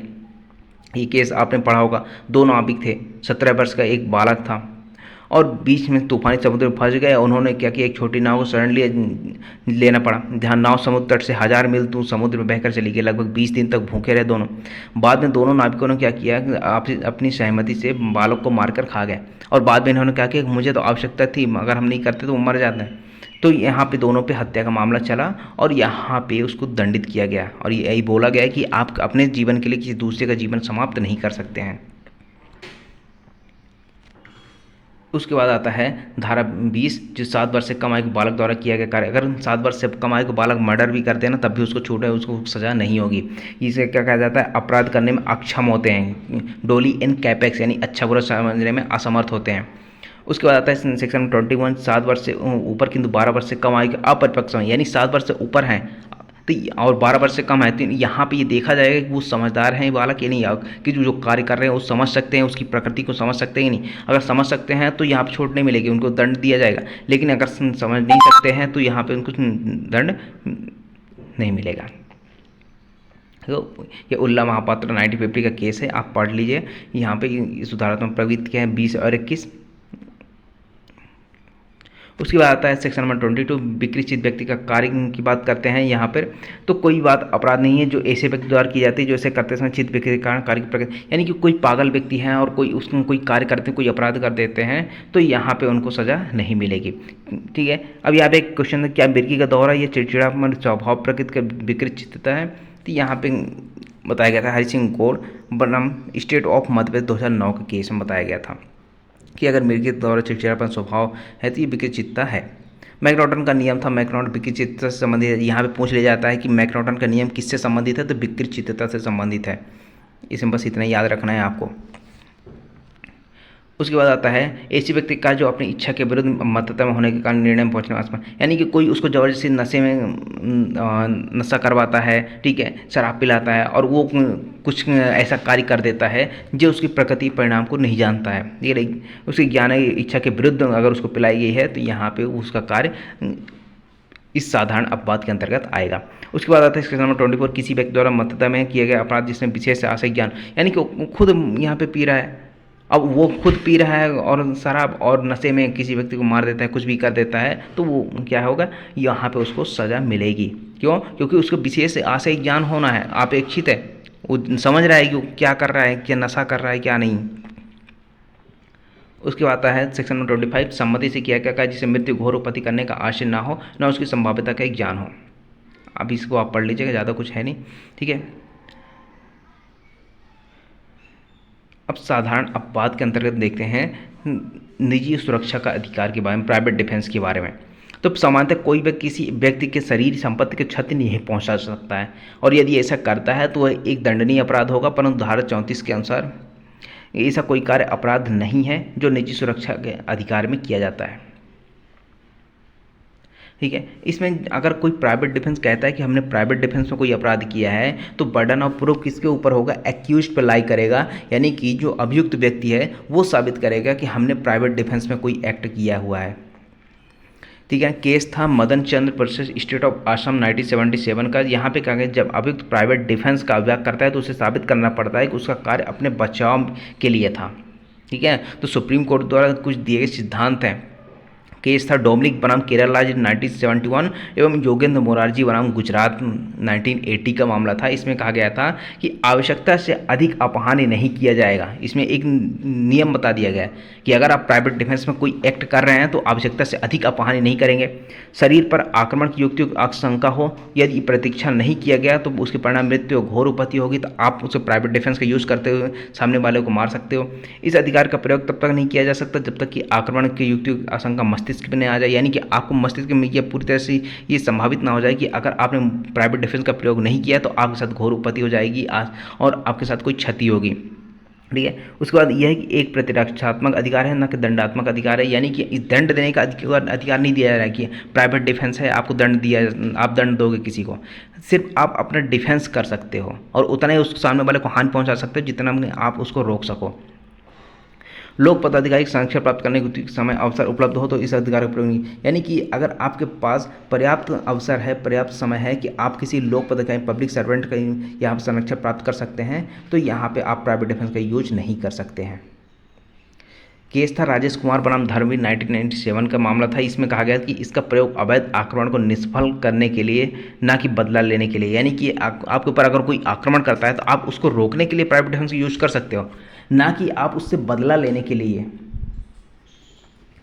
उसके बाद जयपाल बनाम हरियाणा राज्य 2000 का प्राइवेट प्रतिरक्षा का प्रयोग ढाल की तरह किया जा सकता है, ना कि तलवार की तरह किया जा सकता है। ये एक बताया गया था, ये एग्जाम में पूछा जाता है, प्री में भी पूछ लिया जाता है। ठीक है, ये किस केस में कहा गया था कि प्राइवेट प्रतिरक्षा का प्रयोग ढाल की तरह किया जा सकता है, ना कि तलवार की तरह। तो आपको क्या बताना है, जयपाल बनाम हरियाणा राज्य 2000 का मामला था। अब प्राइवेट प्रतिरक्षा के अधिकार का विस्तार की बात करते हैं तो आवश्यकता से अधिक अपहान नहीं की जा सकती है। अब यहाँ पे प्राइवेट प्रतिरक्षा के अधिकार की बात करें तो 3 पार्ट में डिवाइड करते हैं। सबसे पहला आता है सेक्शन नंबर 34, 35, 36। 34 के बाद करते हैं प्राइवेट प्रतिरक्षा में किसी किया गया कार्य अपराध नहीं होता है, ये कहता है 34। 35 क्या कहता है कि धारा 37 के अधीन रहते प्रत्येक व्यक्ति का अधिकार है। अब ये क्या अधिकार है कि वे अपने या अन्य के शरीर की प्रतिरक्षा कर सकें अपने, यानी कि हर व्यक्ति को ये प्राइवेट प्रतिरक्षा का अधिकार है कि वो अपने शरीर की रक्षा कर सकता है और सामने वाले किसी अन्य व्यक्ति की भी शरीर की प्रतिरक्षा कर सकता है। और दूसरा चीज़ कि लूट, चोरी, सृष्टि, आपराधिक अत्याचार या इनके प्रयत्न से अपनी या अन्य के जंगम या स्थावर संपत्ति की प्रतिरक्षा कर सकता है। यानी कि हर व्यक्ति को प्राइवेट प्रतिरक्षा का अधिकार है कि वह अपनी संपत्ति का चोरी, लूट, सृष्टि, आपराधिक अत्याचार से बचा सकता है और सामने किसी अन्य व्यक्ति की भी यहाँ पे बचा सकता है संपत्ति, चाहे स्थावर संपत्ति हो, जंगम संपत्ति हो, किसी तरीके से। उसके बाद सेक्शन 36 क्या कहता है कि बालक, नासमझ, चित्त विकृत, मतता, भ्रम के कारण अपराध नहीं है। यानी बालकपन अगर किसी में है, नासमझ है, चित्त व्यक्ति पागल टाइप का है, नशे में है, उसको भ्रम है, तो अगर उस कारण से कोई अपराध हो जाता है तो वो अपराध नहीं कहलाएगा, उसमें आप प्राइवेट डिफेंस का यूज कर सकते हैं। ठीक है, ये तो हो गए आपके 36 तक। उसके बाद 37 कहता है कार्य जिनके विरुद्ध प्राइवेट प्रतिरक्षा का अधिकार नहीं है। यानी कि ऐसे कौन कौन से अधिकार हैं, एक्ट हैं जिसके तहत आप प्राइवेट प्रतिरक्षा का अधिकार प्रयोग नहीं कर सकते हैं। तो पहला कहता है प्राइवेट प्रतिरक्षा का कोई अधिकार नहीं है यदि कार्य लोक सेवक द्वारा उसके निर्देशों में किया जा रहा है। यानी कि अगर कोई पब्लिक सर्वेंट कोई कार्य कर रहा है और या फिर उसके डायरेक्शन में कोई व्यक्ति कार्य कर रहा है तो आप यहाँ पे प्राइवेट प्रतिरक्षा का अधिकार प्रयोग नहीं कर सकते हैं। ठीक है, लेकिन तब जब वो कार्य सद्भावपूर्वक किया जाता रहा हो, जिसमें मृत्यु घोर उपति की आशंका ना हो। यानी कि अगर आपको आशंका नहीं है कि इसमें मृत्यु या घोर उपति हो सकती है, तब आप इसका प्राइवेट प्रतिरक्षा का अधिकार प्रयोग नहीं कर सकते हैं। या फिर जिनमें संरक्षा के लिए लोक प्राधिकारी को सहायता प्राप्त करने के लिए समय हो तो भी आप प्राइवेट प्रतिरक्षा का अधिकार प्रयोग नहीं कर सकते हैं। दूसरा कहता है कि किसी मामले में इस अधिकार का विस्तार उतनी अधिक अपहानि से अधिक अपहानि करने पर नहीं है जितने प्रतिरक्षा के प्रयोजन के लिए आवश्यक हो। यानी कि अगर मान लीजिए आपके घर में कोई चोरी करने आता है या फिर आपको अगर कोई मारने आता है, ठीक है, तो अगर यहाँ पे मारने के एग्जांपल लेते हैं, अगर आपको कोई मारने आ रहा है, ठीक है, चाकू लिया हुआ है, तो आप क्या करोगे, आप उससे चाकू छीनने की कोशिश करोगे, आप उसको पकड़ने की कोशिश करोगे। तो आप, इसका मतलब ये नहीं कि आप उसको पकड़ के उसको मार ही डालो, ठीक है, आप उसको पकड़ के बांध के रख सकते हो जब तक पुलिस वाले नहीं आ जाए या फिर पुलिस के समक्ष उसको पेश नहीं कर दो। तो आप उसको उतनी ही चोटकारी कर सकते हो जितना कि उसको रोकने के लिए पर्याप्त हो। आगे जाओ समझ में, ये हो गया। उसके बाद केस था गोकुल बाबरी का मामला, 1890 का मामला था। अभियुक्त ने रात्रि में चोरी कर रही एक दुर्बल और छीड़ महिला की मृत्यु कारित कर दी। यानी कि एक महिला थी जो चोरी कर रही थी, तो यहाँ पे रात में उस अभियुक्त ने क्या कर दिया, उसकी मृत्यु कारित कर दी। न्यायालय ने अभिनिर्धारित क्या किया कि आपने अभी आवश्यकता से अधिक अपहान किया है, इसलिए आपको इस धारा का लाभ नहीं मिलेगा, यानी प्राइवेट डिफेंस का लाभ नहीं मिलने वाला है। ठीक है, उसके बाद स्पष्टीकरण पढ़ लीजिएगा। उसके बाद सेक्शन नंबर 38 कहता है कि शरीर के प्राइवेट प्रतिरक्षा के अधिकार का विस्तार मृत्यु कारित करने तक कब होता है। यानी कि अगर आप डेथ कॉज कब कर सकते हो प्राइवेट प्रतिरक्षा में, यानी कि आपके खिलाफ आपके ऊपर कोई अटैक कर रहा है तो आप कब उस सामने वाले जो अटैकर है उसके ऊपर कब आप इतना डिफेंस का प्रयोग करते हो, उसकी मृत्यु कारित कर सकते हो।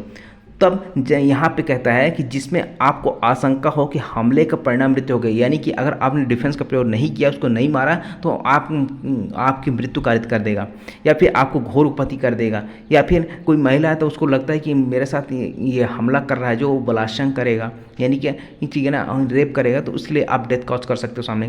प्रकृति विद्युत काम तृष्णा से आशय से हमला अगर कोई कर रहा है अननेचुरल लस्ट के लिए, तो अभी आप डेथ कॉज कर सकते हो। कोई व्यापारण या अपहरण करने के लिए हमला कर रहा है, तो आप जो व्यापारण कर रहा है, हमला कर रहा है, उसको डेथ कॉज कर सकते हो। सदोष परिरोध, जिसमें छुड़वाने के लोक प्राधिकारियों की सहायता प्राप्त ना हो सके, यानी कि कोई सदोष परिरोध कर रहा है और आप उस छुड़वाने के लोक प्राधिकारी यानी पब्लिक सर्वेंट की सहायता नहीं प्राप्त कर सकते, इतना समय नहीं है, तो आप सामने वाले की डेथ कॉज कर सकते हो। आपके ऊपर कोई एसिड अटैक करने वाला है या एसिड अटैक कर रहा है, तो आप, और उसका परिणाम क्या होगा, घोर उपहति ही होगी, जाहिर सी बात है, एसिड अटैक होगा तो आप उसकी डेथ कॉज कर सकते हो ऐसी सिचुएशंस पे। इसके अलावा आप कोई भी मृत्यु कारित नहीं कर सकते, सेक्शन नंबर 39 कहता है। सेक्शन नंबर 40 कहता है कि शरीर की प्राइवेट प्रतिरक्षा के अधिकार की बात की जाए, ये कब से कब स्टार्ट होता है, कब तक बना रहता है। तो प्रारंभ की बात करें तो जब अपराध करने का प्रयत्न और धमकी से शरीर के संकट की युक्त आशंका पैदा होती है, यानी कि जैसे ही आपके मस्तिष्क में आशंका हुई कि सामने वाला धमकी दे रहा है, धमकी शरीर संकट उत्पन्न हो रहा है, ठीक है ना, हमला करने ही वाला है, तो जैसी आशंका पैदा होती है ऐसे प्राइवेट प्रतिरक्षा का अधिकार आपका शुरू हो जाता है। और कब तक बना रहता है, जब तक कि ऐसी आशंका बनी रहे। उसके बाद आता है मृत्युकारी करने वाले संपत्ति में, ठीक है, अगर संपत्ति की प्रतिरक्षा करने में कब सामने वाले मृत्युकारी कर सकते हो, तो यहाँ पे कहता है लूट में, रात्रों गृह भेदन, रात में कोई गृह भेदन कर रहा है, अग्नि विस्फोटक पदार्थ द्वारा रिष्टि कर रहा है, निर्माण तंबू या जलयान को कोई जला रहा है, मानव आवास या संपत्ति की अभिरक्षा के लिए कर सकते हो। कोई व्यक्ति चोरी, रिष्टि या गृह अधिचार जो ऐसी परिस्थितियों में किया गया जिससे युक्त रूप से आशंका हो कि परिणाम मृत्यु घोर उपहति, यानी कि कोई चोरी, रिष्टि या गृह अधिचार कर रहा है सामने वाले, और डेथ कॉज भी कर सकता है, घोर उपहति भी कर सकता है, तो उसकी आप डेथ कॉज कर सकते हो। इसके अलावा आप कहीं किसी भी अन्य परिस्थितियों में नहीं कर सकते, सेक्शन नंबर 42। और सेक्शन नंबर 43 कहता है कि कब से कब तक बना रहता है, तो प्रारंभ कब से होता है, जब संकट की आशंका उत्पन्न होती है तब से।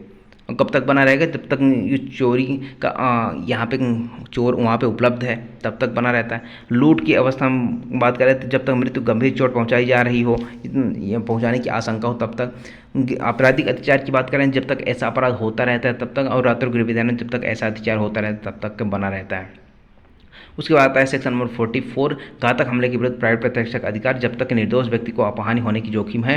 यहाँ पे मान लीजिए किसी व्यक्ति ऐसा हमला हो कि यदि वह अपनी प्रतिरक्षा करे निर्दोष व्यक्ति की हानि। अब मान लीजिए एक व्यक्ति है जो भीड़ में खड़ा हुआ है और यहाँ पे उसके ऊपर भीड़ आक्रमण करने वाली है और उसके पास बंदूक है, तो यहाँ पे अपने बचाव के लिए वो गोली चला सकता है। भले ही वहाँ पे किसी पर्सन की डेथ हो सकती है, निर्दोष व्यक्ति की अपहानि हो सकती है, फिर भी यहाँ पे इसको सेक्शन 44 का बचाव मिल जाएगा।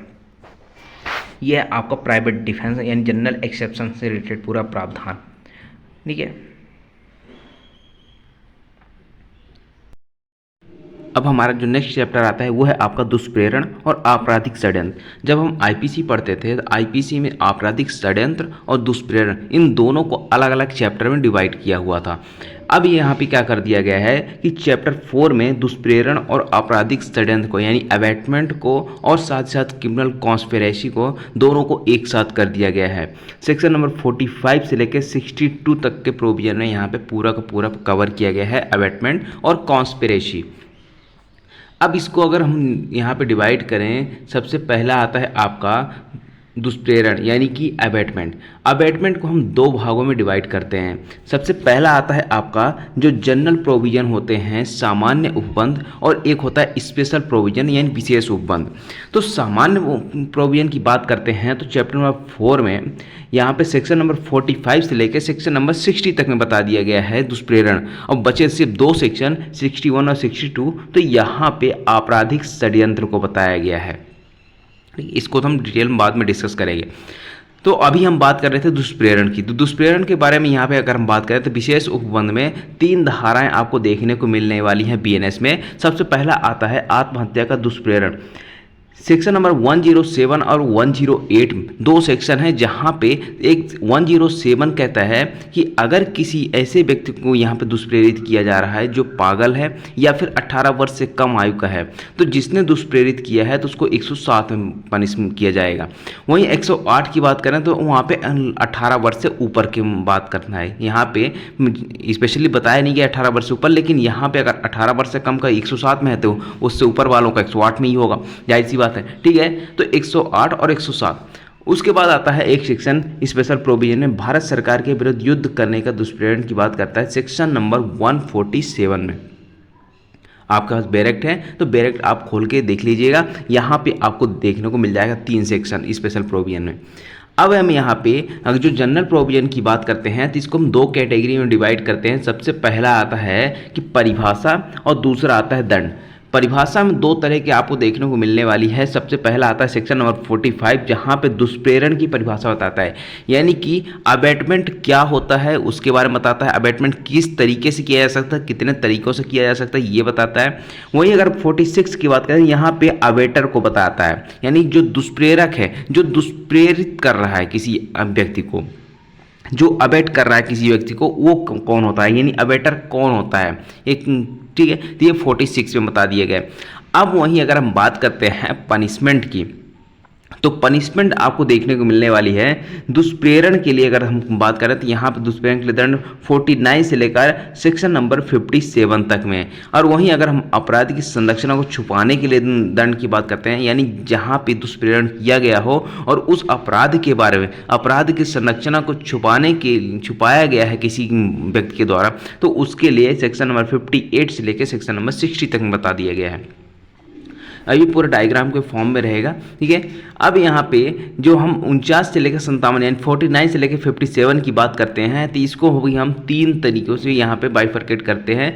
सबसे पहला आता है कि यदि जो कार्य, जिस कार्य के लिए दुष्प्रेरित किया गया था और उसका कार्य जो है, परिणाम और आशय क्या होता है, उसका क्या परिणाम है, तो परिणाम अगर निकला है तो किस तरीके से होगा, तो ये सेक्शन 49 से लेकर 54 तक। और दुष्प्रेरित अपराध अगर यदि नहीं किया जाता, यानी कि यहाँ पे अगर दुष्प्रेरित कार्य कर दिया जाता है तो सेक्शन नंबर 49 से 54 तक के प्रोविजन लागू हो जाएंगे। और अगर यहाँ पे जो अबेटर है, जिसने अबेट किया हुआ है किसी व्यक्ति को, तो जो उस अबेट किए हुए वर्क को जो कार्य है उसको अगर नहीं किया जाता तो सेक्शन नंबर 55 और 56 में देखने को मिलेगा। उसके बाद आता है यहाँ पे सेक्शन नंबर 57, जहाँ पे बात करता है कि 10 या अधिक व्यक्तियों द्वारा अगर दुष्प्रेरित किया गया है, यानी कि 10 या अधिक व्यक्तियों द्वारा दुष्प्रेरण किया गया है, तो यहाँ पे सेक्शन नंबर 57 जहाँ पे 7 वर्ष तक की सज़ा की बात करता है। अब नेक्स्ट की अगर हम बात करें तो सेक्शन नंबर 49 और 54 की बात करते हैं। इसको हम 2 कैटेगरी में डिवाइड करते हैं। सेक्शन नंबर 49 और से 54 की बात करते हैं, तो यहाँ पे कहता है कि जब दुष्प्रेरित कार्य कर दिया जाता है और दुष्प्रेरक की उपस्थिति ना हो तो फिर वहाँ पे किस तरीके का पनिशमेंट मिलेगा, तो यहाँ पे सेक्शन नंबर 49 से लेकर 53 तक में आपको देखने को मिलेगा।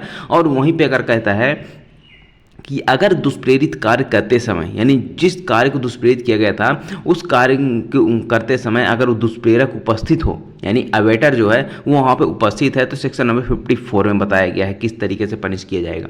वहीं अगर हम बात करते हैं दुष्प्रेरित कार्य अगर नहीं किया जाता, तो यहाँ पे ना किया जाए तो उसके बारे में बात करता है कि जो दुष्प्रेरण है उसके लिए अगर वो मृत्यु आजीवन कारावास के लिए था तो 7 वर्ष या 14 वर्ष तक के लिए। भाई अगर जैसे ए है, ए ने बी को दुष्प्रेरित किया कि सी की हत्या करनी है, ठीक है। अब यहाँ पे सी ने क्या कर दिया, बी ने इनकार कर दिया कि मैं सी की हत्या नहीं करूँगा, लेकिन ए ने तो अबेट किया था ना, तो ए को तो पनिश किया जाएगा। तो वही चीज़ यहाँ पे बताता है कि अगर अपराध, जिस अपराध के लिए दुष्प्रेरण किया गया था मृत्यु आजीवन कारावास तक है, तो वहाँ पे उस अबेटर को यानी ए को 7 वर्ष तक या 14 वर्ष तक की सज़ा यहाँ पे दी जा सकती है।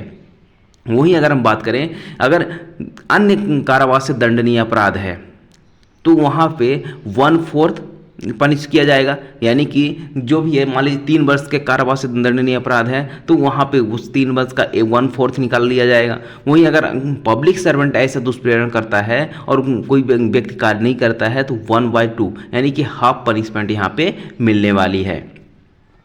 अब यहाँ पे देखते हैं कि अगर दुष्प्रेरित उपस्थित ना हो तो फिर किस तरीके से। तो सबसे पहला आता है यह दुष्प्रेरित कार्य परिणाम स्वरूप किया जाए तो फिर यहाँ पे वो सेक्शन नंबर 49 से लेकर 50 तक में बताता है, जिसको हम दो कैटेगरी डिवाइड करते हैं 49 और 50।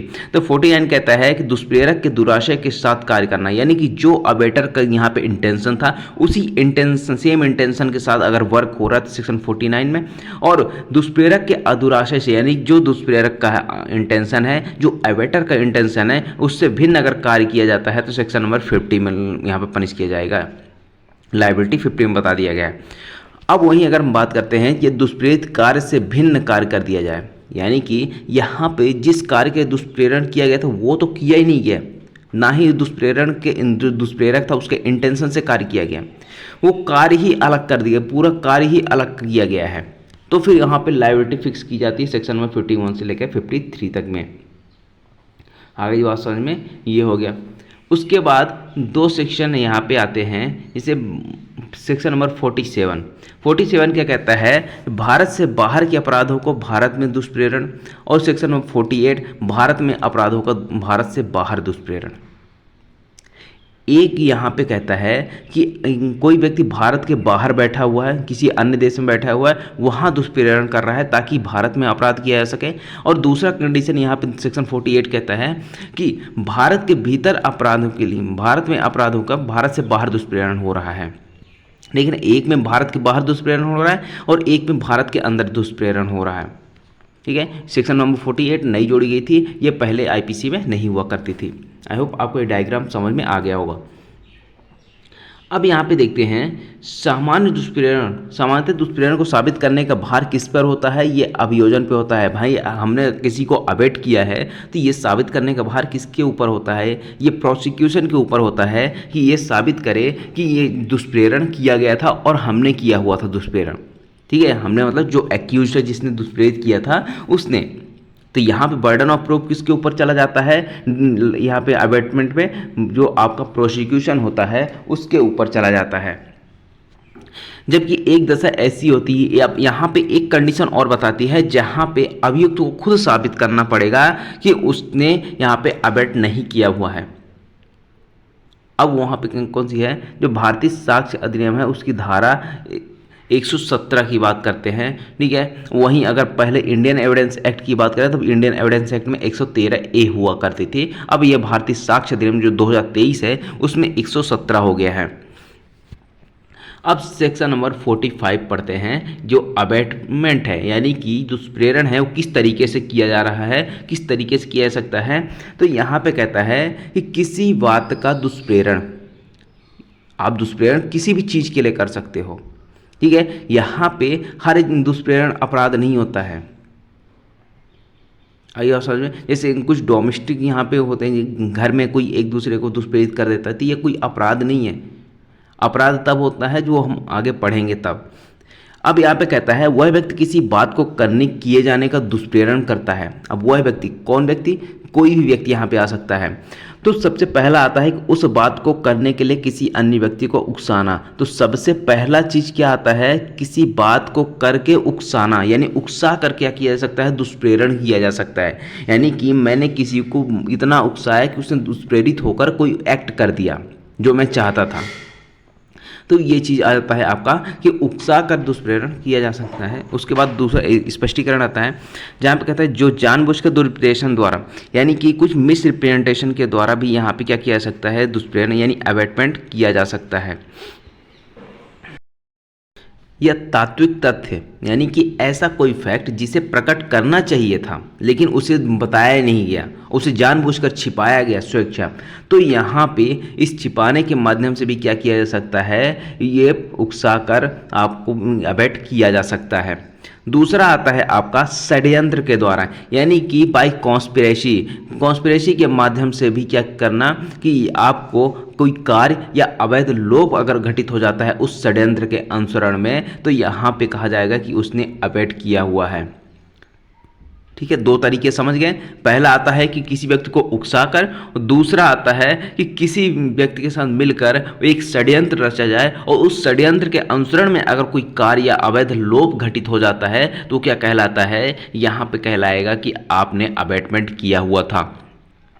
अब इसके साथ षड्यंत्र वाले के साथ आपको सेक्शन नंबर 46 का स्पष्टीकरण नंबर 5 पढ़ना पड़ेगा। यहाँ पे कहता है कि षड्यंत्र द्वारा दुष्प्रेरण में यह आवश्यक नहीं है कि योजना साथ में मिलकर ही बनाई जाए, उस षड्यंत्र में शामिल होना ही पर्याप्त है।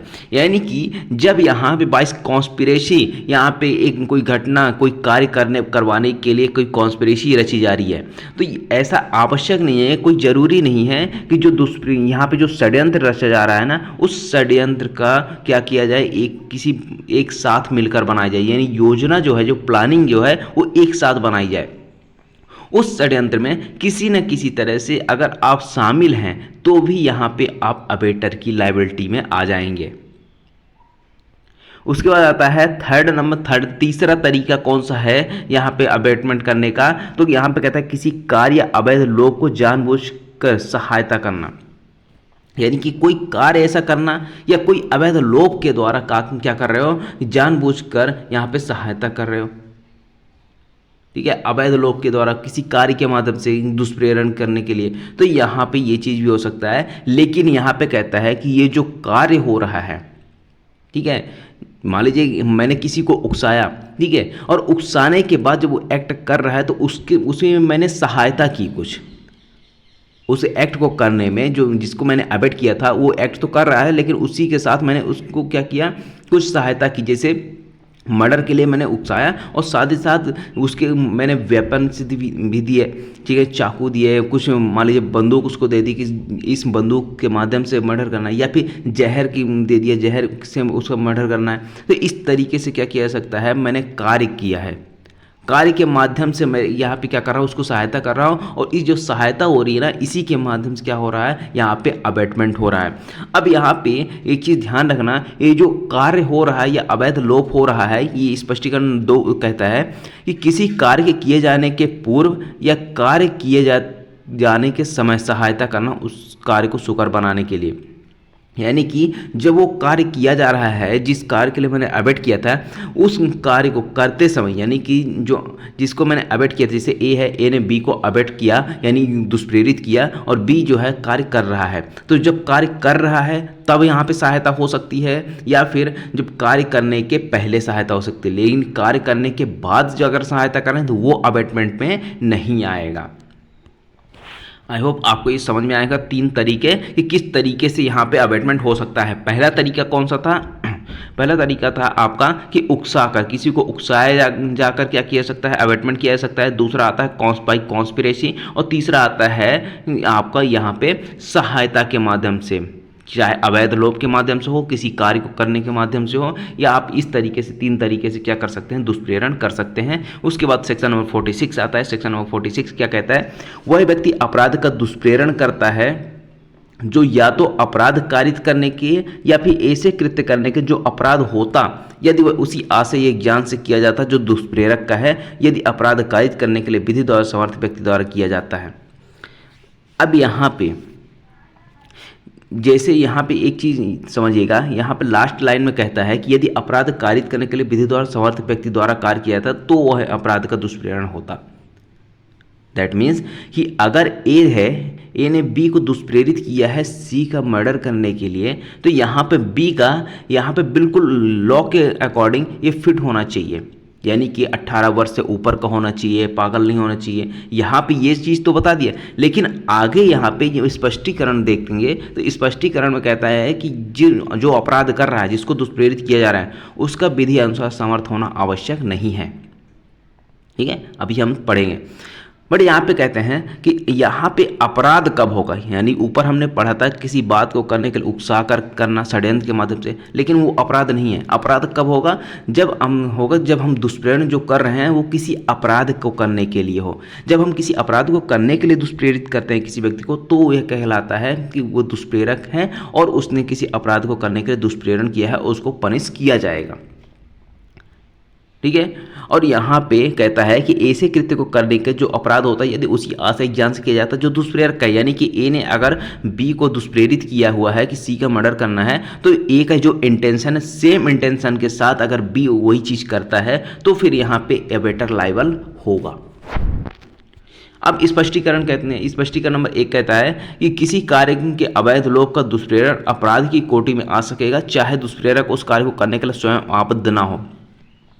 अब यहाँ पे कार्य के अवैध लोभ की बात करते हैं। जैसे मान लीजिए ए है, बी को दुष्प्रेरित करता है कि जाके सी के घर में चोरी करनी है, ठीक है। अब यहाँ पे एक पुलिस वाला वहीं पे रहता है, पुलिस वाले क्या भाई उसकी ड्यूटी क्या होती है कि अपराध होने से रोकना।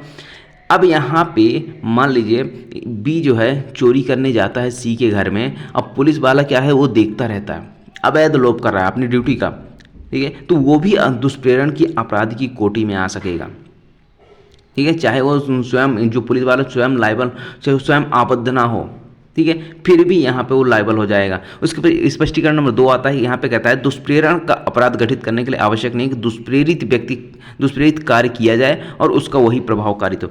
अब यहाँ पे कहता है कि जो दुष्प्रेरण जिस व्यक्ति को किया गया है ना, तो ऐसा जरूरी नहीं है कि वो व्यक्ति कार्य करे ही।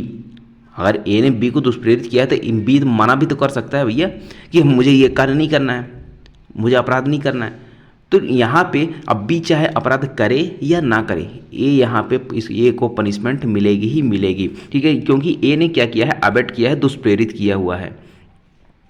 उसके बाद स्पष्टीकरण नंबर 3 आता है, जो हमने लास्ट लाइन पढ़ा था सेक्शन नंबर 46 का, उसके बारे में, ठीक है। अब यहाँ पे कहता है यह आवश्यक नहीं है, क्या आवश्यक नहीं है भैया, कि दुष्प्रेरित व्यक्ति अपराध करने के लिए विधि अनुसार समर्थ हो। अब यहाँ पे ऊपर तो लिखा हुआ था लास्ट लाइन में कि विधि अनुसार समर्थ होना चाहिए, लेकिन यहाँ पे कहता है कि जिसको दुष्प्रेरित किया गया है वह विधि अनुसार समर्थ ना भी हो तब भी चलेगा। यानी कि अगर ए है बी को यहाँ पे सी का मर्डर करने के लिए यहाँ पे भेजना है, यानी जहर की पुड़िया देता है कि जाके उसके खाने में मिला दो, तो यहाँ पे मान लीजिए बी क्या है, 7 वर्ष से कम आयु का है। अब हमने जनरल एक्सेप्शन पर क्या पढ़ा था कि 7 वर्ष से कम आयु के द्वारा अगर किया जाता है कोई कार्य वो अपराध नहीं माना जाएगा। अब मान लीजिए बी कितने साल का है, 6 वर्ष का है, और बी ने क्या किया, इसके खाने में जहर मिलाया है, सी मर गया। तो अब यहाँ पे क्या होता है कि ए लाइबल होगा, यानी कि ए को पनिशमेंट तो मिलेगी, चाहे अब ऐसे पनिशमेंट मिलेगी मानो कि ए ने ही वो मर्डर किया हुआ हो, ठीक है। क्यों? क्योंकि बी को तो पनिश किया ही नहीं जा सकता, क्योंकि 7 वर्ष से कम आयु का है, और 7 वर्ष से कम आयु के बच्चे को यहाँ पे पनिशमेंट नहीं मिलती है, ठीक है। आगे बात समझ में। तो अब यहाँ पे कहता है कि उसका वही दूषित आशय या ज्ञान हो, यानी कि जो ए का आशय है वही बी का भी आशय हो जिसको दुष्प्रेरित किया गया हो, ऐसा जरूरी नहीं है। कोई भी दूषित आशय या ज्ञान हो सकता है, कोई भी इंटेंशन या फिर कोई नॉलेज हो सकता है, किस तरीके से मारना है वो उसका इंटेंशन नॉलेज है। उसके बाद आता है कि स्पष्टीकरण नंबर 4, यहाँ पे कहता है भारत का अपराध का दुष्प्रेरण अपराध होने के कारण दुष्प्रेरण का दुष्प्रेरण भी अपराध है। अब यहाँ पे देखिए एग्जाम्पल लेते हैं। अब यहाँ पे ए बी सी और डी, अब यहाँ पे 4 बंदे हैं। 4 बंदों में से क्या किया गया, ए के द्वारा बी को दुष्प्रेरित किया गया कि जाके तुम सी को दुष्प्रेरित करो कि डी का वहाँ पे मर्डर कर दे, यानी कि खून कर दे। अब यहाँ पे ए ने किसको उकसाया, बी को उकसाया, बी ने सी को उकसाया। अब सी ने क्या किया, जाके डी का मर्डर किया। यहाँ पे बी भी दुष्प्रेरण के लायबल होगा और ए भी लायबल होगा, और सी तो मर्डर के लिए लायबल होगा ही होगा।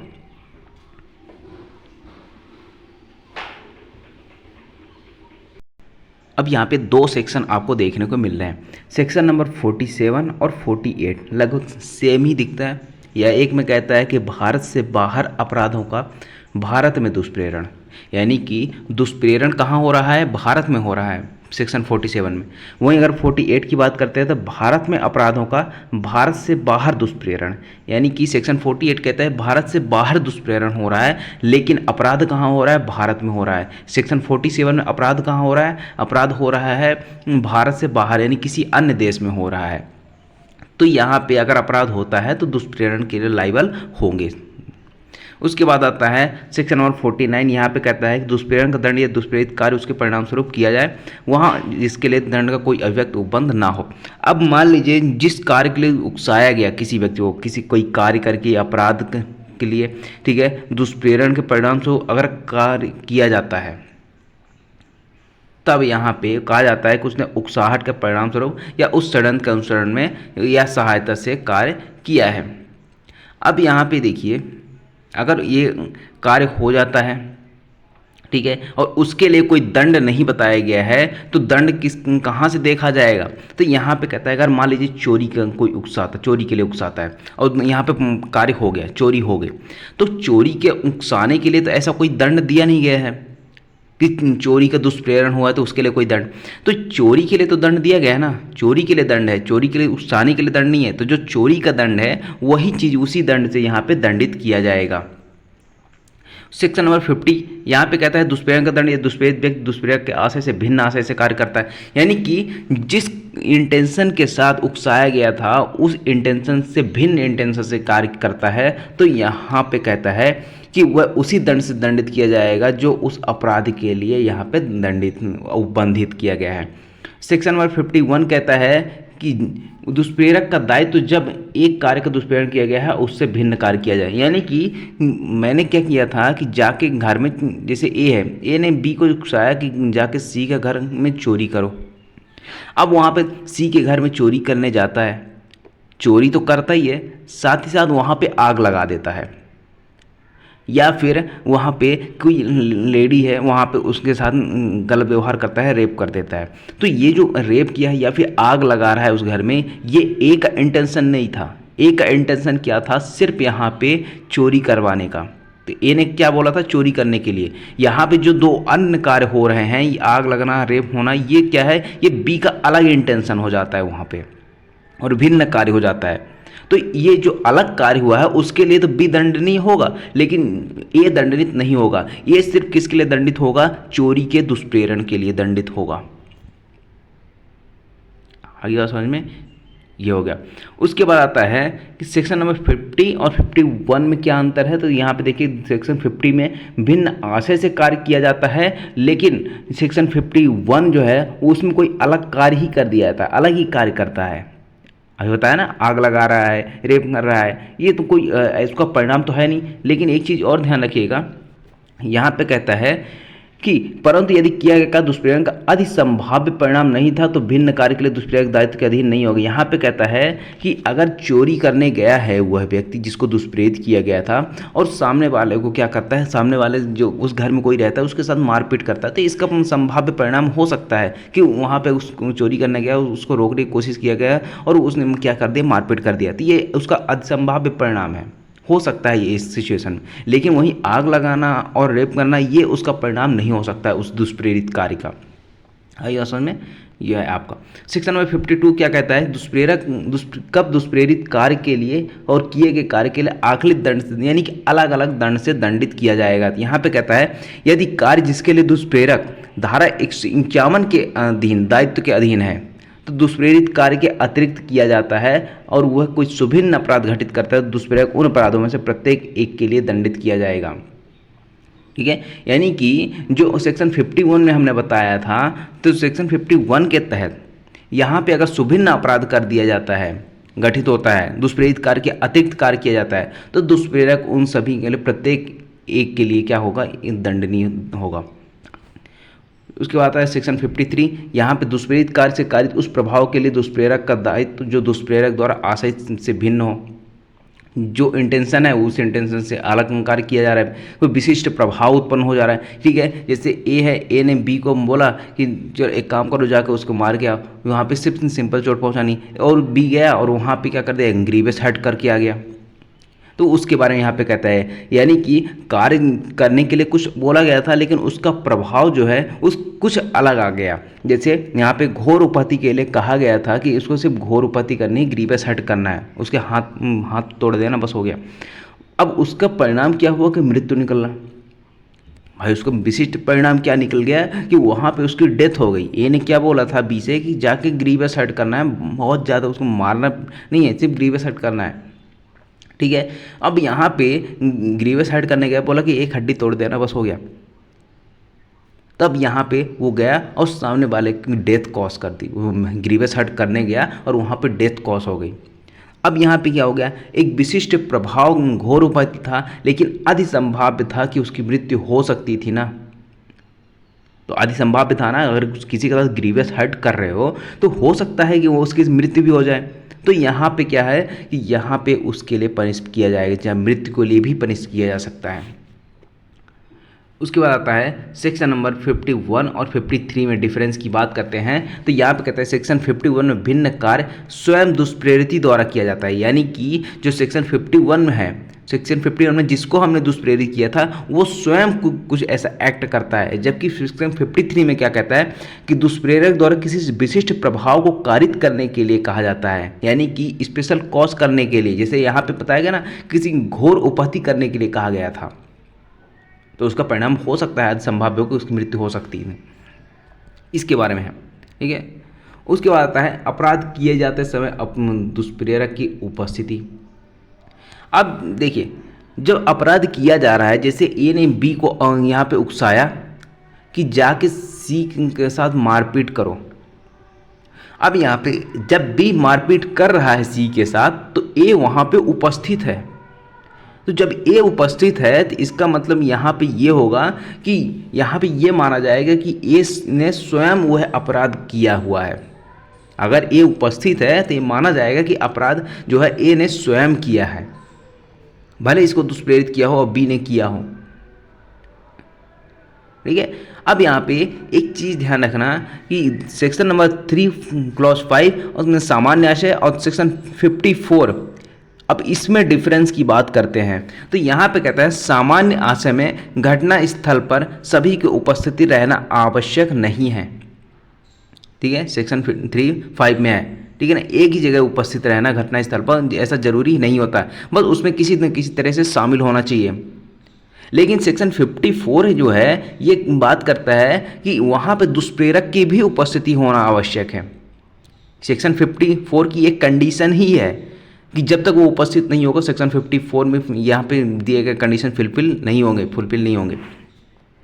अब बात है सेक्शन 49।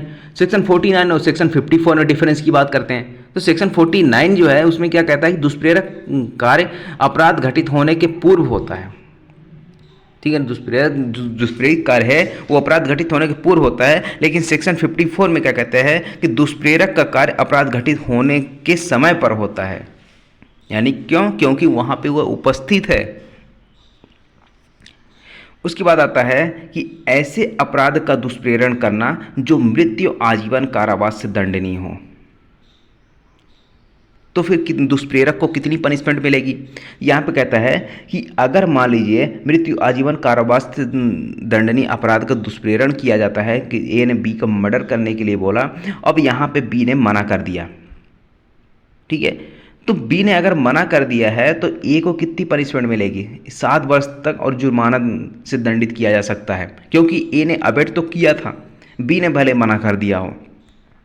लेकिन वही चीज़ अगर कहता है कि ए ने दुष्प्रेरित किया और बी ने अगर ये कार्य कर दिया तो फिर अबेटर को कितनी पनिशमेंट मिलेगी? तो दुष्प्रेरण के परिणामस्वरूप अगर उपहति हो जाएगी, ठीक है ना, अगर दुष्प्रेरण किया गया और उसने कार्य किया और कुछ उपहति हो गई, ठीक है, भले ही ना मारा हो या फिर कुछ किया हो लेकिन कुछ हर्ट हुआ हो, तो उसके लिए कितनी सज़ा मिल सकती है? 14 वर्ष तक की और साथ साथ जुर्माने से दंडित किया जाएगा। ये तो हो गए मृत्यु और आजीवन कारावास वाले अपराध के दुष्प्रेरण के बारे में। लेकिन उसके अलावा बहुत सारे ऐसे अपराध हैं जिसमें कारावास दिया जाता है, 7 साल, 6 साल, 3 साल, 2 साल। ठीक है, अगर उन अपराधों का दुष्प्रेरण किया जाता है तो जो अबेटर होते हैं तो उनको कितनी पनिशमेंट मिलेगी? यदि परिणामस्वरूप अपराध नहीं किया जाता है तो अबेटर को अधिकतम अवधि का 1/4 भाग, ठीक है, यानी कि 1/4 से पनिश किया जाएगा।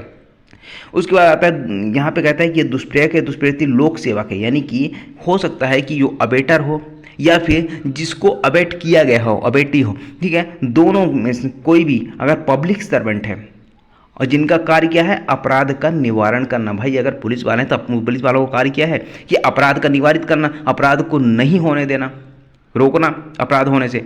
अगर ये लोक सेवक है और ऐसा होता है तो यहाँ पे अधिकतम 1/2 भाग से जुर्माना हो, ठीक है ना, यानी कि 1/2 पनिशमेंट मिलेगी। जितना कारावास से दंडनीय अपराध है उसका आधा, या जुर्माना या दोनों से, ठीक है, उसके बाद आता है कि यदि अपराध कर दिया जाता है, यहाँ पे ये चीज़ तो नहीं बताया गया, लेकिन यहाँ पे इसने समझिएगा कि यहाँ पे तो कहता है कि यदि अपराध नहीं किया जाता तब के लिए पनिशमेंट, और मान लीजिए अपराध कर दिया जाए तो सेक्शन 109 के अनुसार दंडित होगा। तो 109 में क्या बताता है कि 109 सेक्शन नंबर यहाँ पे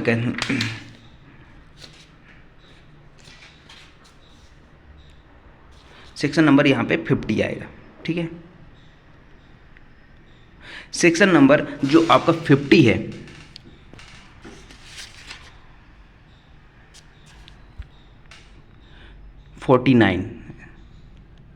बहुत मिस्टेक हो रही, सेक्शन नंबर 49 जो है उसके अनुसार कहता है कि उस अपराध के लिए निर्धारित दंड जो है, अब 49 में दंड निर्धारित तो है नहीं, 49 सिर्फ इतना कहता है कि जो यहाँ पे जिस अपराध का दुष्प्रेरण किया गया था उस अपराध के लिए जो दंड दिया गया है वही दंड से दंडित किया जाएगा, यहाँ पे ये है। उसके बाद आता है सेक्शन नंबर 57। सेक्शन नंबर 57 कहता है कि लोक साधारण 10 या अधिक व्यक्तियों द्वारा अगर दुष्प्रेरित किया जाता है तो 7 वर्ष तक के और जुर्माने से दंडित किया जाएगा। ठीक है, इसको आप एग्जाम्पल पढ़ लीजिएगा। उसके बाद आता है कि मृत्यु आजीवन कारावास से दंडनीय अपराध करने की परिकल्पना को छिपाना, यानी कि मृत्यु आजीवन कारावास दंडनीय अपराध का दुष्प्रेरण किया गया है और उसको छिपाया जा रहा है, तो यहाँ पे यदि अपराध कर दिया जाता है तो 7 वर्ष तक का जुर्माना, यदि अपराध नहीं किया जाता 3 वर्ष या जुर्माना। उसके बाद आता है सेक्शन 59, यहाँ पे कहता है ऐसे अपराध किए जाने की परिकल्पना का लोक सेवक द्वारा छिपाया जाना, यानी अब ऊपर किसी अन्य व्यक्ति के द्वारा छिपाया जाता है, आम पब्लिक के द्वारा, लेकिन 59 कहता है कि यहाँ पे कोई पब्लिक सर्वेंट है और उसको पता है और फिर भी उसको छिपा रहा है, और यदि अपराध हो जाता है तो उस अपराध के लिए दीर्घतम अवधि का जो दंड है उसका आधा भाग यानी 1/2, और यदि अपराध मृत्यु आजीवन कारावास दंडनीय है तो 10 वर्ष तक का सजा होगी। यदि अपराध नहीं किया जाता है तो 1/4 भाग से। उसके बाद आता है सेक्शन नंबर 60, यहाँ पे कहता है कारावास से दंडनीय अपराध करने की परिकल्पना को छिपाना, यानी कारावास से दंडनीय, अब ऊपर मृत्यु आजीवन कारावास था और यहाँ पे कारावास है, और यहाँ पे यदि अपराध कर दिया जाता है तो यहाँ पे अपराध के लिए जो अधिकतम दंड है उसका आधा भाग से दंडित किया जाएगा, और यदि अपराध नहीं किया जाता है तो यहाँ पे दीर्घतम अवधि का 1/8वें भाग से। अब इसको इंपॉर्टेंट है क्यों नोट करिए, क्योंकि 1/8वां भाग ये ऐसा जनरली कहीं पर भी नहीं मिलेगा आपको। ठीक है, तो 1/8वां भाग से दंडित किया जाएगा यदि कारावास से दंडनीय अपराध को परिकल्पना को छुपाया जाता है। ठीक है, उसके बाद आता है आपराधिक षड्यंत्र। आपराधिक षड्यंत्र की अगर हम बात करते हैं तो दुष्प्रेरण, आपराधिक षड्यंत्र और प्रयास, ये 3 चीज़ें यहाँ पे चैप्टर 4 में बताई गई थी। तो सेक्शन 61 और 62 किसके बारे में बात करता है? आपराधिक षड्यंत्र के बारे में। अब यहाँ पे इसमें एक दुराशय की बात करें, मेंसरिया की बात करते हैं, तो दुराशय जो है आपराधिक षड्यंत्र का एक अनिवार्य तत्व है। क्यों? क्योंकि जब यहाँ पे षड्यंत्र रचा जाता है तो इसमें उनका क्या होता है, मैलिस इंटेंशन होता है किसी भी चीज़ को करने का, पहले से पता होता है, सभी एक दूसरे को जानते हैं, एक दूसरे के को ऐसी बातें बताते हैं कि किसी के साथ ऐसा करना है, तो जो उनका मैलिस इंटेंशन है यानी मेंसरिया है, दुराशय है, तो वो क्या होता है, एक इसेंशियल एलिमेंट्स होता है आपराधिक षड्यंत्र का, क्रिमिनल कॉन्स्पिरेसी का। अब यहाँ पे मान लीजिए क्रिमिनल कॉन्स्पिरेसी की जा रही है और दुराशय ही नहीं है, तो फिर अगर दुराशय ही नहीं है तो फिर यहाँ पे आपराधिक षड्यंत्र कैसे होगा? तो दुराशय होना चाहिए, किसी व्यक्ति को आपराधिक षड्यंत्र में सम्मिलित नहीं किया जा सकता अगर दुराशय नहीं है तो। उसके बाद आता है सेक्शन नंबर 61। 61 क्या कहता है, यहाँ पे बताता है कि आपराधिक षड्यंत्र क्या होता है और कितने व्यक्तियों के द्वारा किया जाता है। अब यहाँ पे कहता है जब 2 या अधिक व्यक्ति यानी कि 2 और मोर पर्सन क्या करते हैं, किसी अवैध कार्य को करने के लिए या फिर कोई ऐसा कार्य जो अवैध नहीं है लेकिन अवैध साधनों के माध्यम से करते हैं। ठीक है, अब जैसे यहाँ पे अवैध कार्य तो समझ गए, कोई इलीगल एक्ट कर रहे हैं, लेकिन अवैध कार्य कैसे? तो देखिए यहाँ पे हो रही थी वोटिंग, एक जगह है वहाँ पे वोटिंग हो रही थी, वोटिंग करना तो लीगल एक्ट है, अवैध तो है नहीं, तो वोटिंग कर रहे थे लेकिन वहाँ पे अवैध साधनों के माध्यम से वोटिंग कर रहे थे। अवैध साधन कैसे हो सकते हैं? किसी को बार बार भेजकर वो वोटिंग करवा रहे थे, तो ये क्या हुआ, अवैध साधन के माध्यम से वोटिंग हो रही थी। एक बार वोटिंग का राइट कितने बार? एक बार मिलता है, आप उसी चीज़ को बार बार कर रहे हो किसी अन्य तरीके से। तो यहाँ पे क्या होता है, एक अवैध कार्य, दूसरा अवैध कार्य जो नहीं है लेकिन अवैध साधनों के इलीगल मीन्स के माध्यम से क्या किया जा रहा है, कोई एक्ट किया जा रहा है। और उस एक्ट को करने के लिए क्या हो रहे हैं, दो या दो से अधिक व्यक्ति सहमत हो रहे हैं। सबसे इंपॉर्टेंट पॉइंट यहाँ पे क्या है कि जो अवैध कार्य हो रहा है या अवैध कार्य नहीं है लेकिन अवैध साधनों के द्वारा हो रहा है, उनको करने के लिए क्या हो रही, सहमति बन रही है। तो ऐसी सहमति, यहाँ पे जो सहमति बन रही है वही क्या कहलाता है, क्रिमिनल कॉन्स्पिरेसी कहलाता है, यानी आपराधिक षड्यंत्र कहलाता है। अब यहाँ पे एक प्रोविजो है। प्रोविजो क्या कहता है, किसी अपराध को करने की सहमति के सिवाय। अब यहाँ पे जो अपराध को करने की सहमति है, उस सहमति के सिवाय अगर कोई सहमति है, आपराधिक षड्यंत्र तब तक नहीं होगी जब तक कि सहमति के अलावा कोई कार्य उसके अनुसरण में उस सहमति के एक पक्षकार द्वारा नहीं कर दिया जाता। अब देखिए यहाँ पे कहता है, प्रोविजो क्या कहता है कि जो अपराध करने की सहमति है वो तो यहाँ पे दुष्प्रेरण क्रिमिनल कॉन्स्पिरेसी कहलाएगा, बट यहाँ पे इसके अलावा अगर कोई ऐसी सहमति बनती है जहाँ पे आपराधिक षड्यंत्र किया जाए तो वो आपराधिक षड्यंत्र नहीं कहलाएगा। कब तक नहीं कहलाएगा, जब तक उस षड्यंत्र जो सहमति के अनुसरण में कोई एक्ट ना कर दिया जाए, कोई कार्य ना कर दिया जाए। उसके बाद आता है दूसरा पॉइंट, यहाँ पे कहता है कि जो कोई 2 वर्ष से अधिक के अपराध से दंडनीय अपराध का दुष्प्रेरण उसी प्रकार से दंडित किया जाएगा मानो उसी ने अपराध का दुष्प्रेरण किया है। अब यहाँ पे कहता है कि अगर 2 वर्ष से अधिक के कारावास से दंडनीय अपराध का दुष्प्रेरण अगर किया जा रहा है, तो मान लीजिए ऐसे अपराध का किया जा रहा है जिसमें 5 वर्ष तक की सज़ा है, तो अगर क्रिमिनल कॉन्स्पिरेसी की जा रही थी जिसने किया है तो उसको 5 वर्ष की ही सज़ा होगी। लेकिन यदि मान लीजिए 2 वर्ष से कम के कारावास दंडनीय अपराध का यहाँ पे क्रिमिनल कॉन्स्पिरेसी की जाती है तो उसमें कितना पनिशमेंट होगा, यहाँ पे 6 महीने तक की, 6 महीने तक या फिर जुर्माने या दोनों से दंडित किया जाएगा। ये नल्ली बनाम स्टेट ऑफ तमिलनाडु का मामला था जो आपका राजीव गांधी हत्याकांड से संबंधित है। तो राजीव गांधी हत्याकांड में क्रिमिनल कॉन्स्पिरेसी की गई थी। उसके बाद आता है नेक्स्ट, सोमनाथ बनाम महाराष्ट्र राज्य 1996 का मामला था। यहाँ पे उच्चतम न्यायालय ने आपराधिक षड्यंत्र के बारे में निम्न बातें निर्धारित की थी। 2 बातें, पहला कहता है कि एक व्यक्ति का अवैध कार्य में लिप्त रहने का एक ज्ञान होना चाहिए, यानी कि यहाँ पे नॉलेज होना चाहिए कि आप क्रिमिनल कॉन्स्पिरेसी में यहाँ पे आप संलिप्त हैं, ठीक है। दूसरा आता है किसी वैध कार्य को अवैध साधनों द्वारा किया जाना चाहिए। अगर मान लीजिए कोई इलीगल एक्ट है, यानी कि लीगल आप कार्य कर रहे हो और उसमें क्या कर रहे हो, इलीगल मीन्स के द्वारा, ठीक है, इलीगल मीन्स के द्वारा आप कर रहे हो कार्य, तो यहाँ पे क्रिमिनल कॉन्स्पिरेसी कहलाएगी। उसके बाद आर साजी बनाम केरल राज्य 2013 का मामला है। आपराधिक षड्यंत्र का उद्देश्य क्या है, एक ज्ञान का होना चाहिए। उसके बाद आता है के हाशिम बनाम तमिलनाडु 2005 का मामला। यहाँ पे सुप्रीम कोर्ट ने निर्धारित किया था कि आपराधिक षड्यंत्र के लिए अवैध कार्य करने का करार मात्र पर्याप्त है, यानी कि अगर आपने इलीगल एक्ट करने के लिए कोई आपराधिक षड्यंत्र रचा और उस षड्यंत्र में जो आपका एग्रीमेंट हुआ है तो वही एग्रीमेंट ही पर्याप्त है कि आपने आपराधिक षड्यंत्र किया हुआ है। उसके बाद नेक्स्ट आता है हीरालाल हरीलाल बनाम CBI 2003 का मामला था, जहां पे बताया गया था कि आपराधिक षड्यंत्र को प्रत्यक्ष साक्षी द्वारा साबित नहीं किया जा सकता। क्यों? क्योंकि जो यहाँ पे एक दूसरे को बताया कर यहाँ पे आपराधिक षड्यंत्र किया जाता है तो उसको साबित करना आवश्यक नहीं होता है।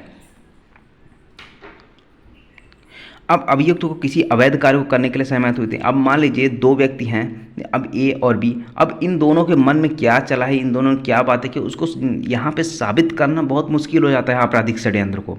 तो आपराधिक षड्यंत्र के लिए जो कुछ परिस्थितियाँ यहाँ पे देखी जाती हैं, हो सकता है किसी ने यहाँ पे सुना हो, होटल में गए हों, इन्होंने क्रिमिनल कॉन्स्पिरेसी की हो, वहाँ पे किसी ने सुना हो, ठीक है, या फिर किसी कोई फुटेज मिल गई हो इनको इसके बारे में। तो यहाँ पे इस तरीके से परिस्थितियों के माध्यम से साबित किया जा सकता है क्रिमिनल कॉन्स्पिरेसी, लेकिन बहुत जल्दी साबित नहीं होता है।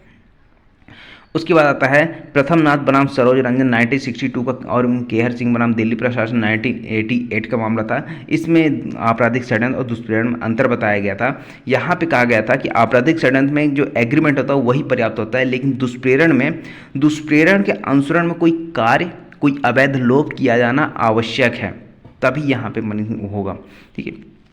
उसके बाद आता है व्हिटचर्च का मामला था, यहाँ पे आप पढ़ सकते हैं, देख लीजिएगा। उसके बाद आता है प्रयत्न क्या होता है जी, ये आपका धारा 511 में हुआ करता था IPC में, अब यहाँ पे इसको सेक्शन 62 में कर दिया गया है। यहाँ पे कहता है आजीवन कारावास या अन्य कारावास से दंडनीय अपराधों को करने के प्रयत्न के लिए दंड, यानी कि आपने ऐसा कारावास से दंडित अपराध कर रहे हैं जिसके बारे में मान लीजिए पनिशमेंट नहीं है, तो फिर जैसे मान लीजिए अटेम्प्ट टू मर्डर के लिए है, तो अटेम्प्ट टू मर्डर के लिए तो पनिशमेंट दिया गया है, लेकिन वहीं अगर हम चोरी करने के प्रयत्न की बात करते हैं तो चोरी करने का प्रयत्न के लिए कोई दंड नहीं दिया गया है। तो उसके लिए कितना क्या पनिशमेंट होगा ये यहाँ पर बताता है कि जो कोई इस संहिता द्वारा आजीवन कारावास या कारावास से दंडनीय अपराध करने का प्रयत्न करेगा और ऐसे प्रयत्न में अपराध करने की दिशा में कोई कार्य करेगा, यानी जो अटेम्प्ट करने के बारे में सोच रहा है और उस अटेम्प्ट करने की दिशा में कोई उसने कार्य कर दिया, वहाँ पर आजीवन कारावास के आधे भाग एवं कारावास के दीर्घतम अवधि के आधे भाग से या उस अपराध के लिए उपबंधित जुर्माने या दोनों से दंडित किया जाएगा। यानी कि अभिव्यक्त दंड है तब तो ठीक है अटेम्प्ट टू मर्डर वाला, लेकिन यहाँ पर अगर चोरी के प्रयत्न की बात करता है तो चोरी के प्रयत्न के लिए जो चोरी के लिए दंड है ना, अधिकतम दंड उसी के आधा भाग से दंडित किया जाएगा। अब वही अब सोचोगे आजीवन कारावास का आधा भाग कैसे होगा, तो यहाँ पे आपने एक सेक्शन पढ़ी थी जहाँ पे हमने देखा था कि जो आजीवन कारावास की अगर गणना करनी है तो उसको 20 वर्ष माना जाता है। उसके बाद आते हैं अपराध। मान लीजिए कोई अपराध हो रहा है तो अपराध की पूर्णता की अवस्था क्या है, अपराध कब पूर्ण माना जाता है, तो सबसे पहला आता है इंटेंशन। अगर कोई व्यक्ति क्या कर रहा है, इंटेंशन उसके होना चाहिए कोई भी एक्ट करने के, तो इंटेंशन जब बन गया तो उसको क्या करेगा, उस कार्य को करने के लिए तैयारी करेगा, किस तरीके से उस कार्य को एग्जीक्यूट करना है, उसके बाद अटेम्प्ट करेगा। जब अटेम्प्ट करेगा तो उसके बाद क्या होता है, जब अपराध की पूर्णता होती है, लास्ट स्टेज है, ठीक है। उसके बाद एक चीज़ और ध्यान रखिए, तैयारी और प्रयत्न में अंतर की बात करते हैं तो तैयारी में फर्स्ट नंबर आता है किसी अपराध को कारित किए जाने के लिए साधनों को एकत्रित करना, ये क्या कहलाता है, ये तैयारी करना कहलाता है। लेकिन जो अपराध की चेष्टा करना ही क्या कहलाता है, ये प्रयत्न है। वहीं दूसरी ओर कहता है तैयारी स्वयं में अपराध कोई नहीं है, लेकिन जो आप अटेम्प्ट करते हैं तो अटेम्प्ट क्या है, स्वयं में एक अपराध है। वहीं अगर आप तैयारी कर रहे हो तो संहिता में अपराध की तैयारी को दंडनीय नहीं बनाया गया है, जबकि प्रयत्न को दंडनीय बनाया गया है, ठीक है। अब यहाँ पे कुछ अपवाद है जहाँ पे तैयारी भी दंडनीय है। कौन कौन सी, तो सबसे पहला आता है भारत सरकार के विरुद्ध युद्ध करने की तैयारी, भारत के साथ शांतिपूर्ण व्यवहार रखने वाले राष्ट्र को आतंक मचाने की तैयारी, ठीक है, जाली सिक्के बनाने की तैयारी, डकैती की तैयारी। इसमें क्या होता है, इसमें आपको पनिशमेंट दी जाएगी, ठीक है, ये तैयारी में भी पनिशमेंट दिया जाएगा। अब यहाँ पे ये है जो नेक्स्ट लेक्चर हमारा रहेगा, ठीक है, रैपिड रिवीजन क्लास में, तो वो उसमें हम पढ़ेंगे चैप्टर नंबर 5 से, ठीक है। तो बने रहेगा हमारे साथ, हमारे चैनल के साथ। मिलते हैं अगले लेक्चर में, तब तक के लिए बाय बाय।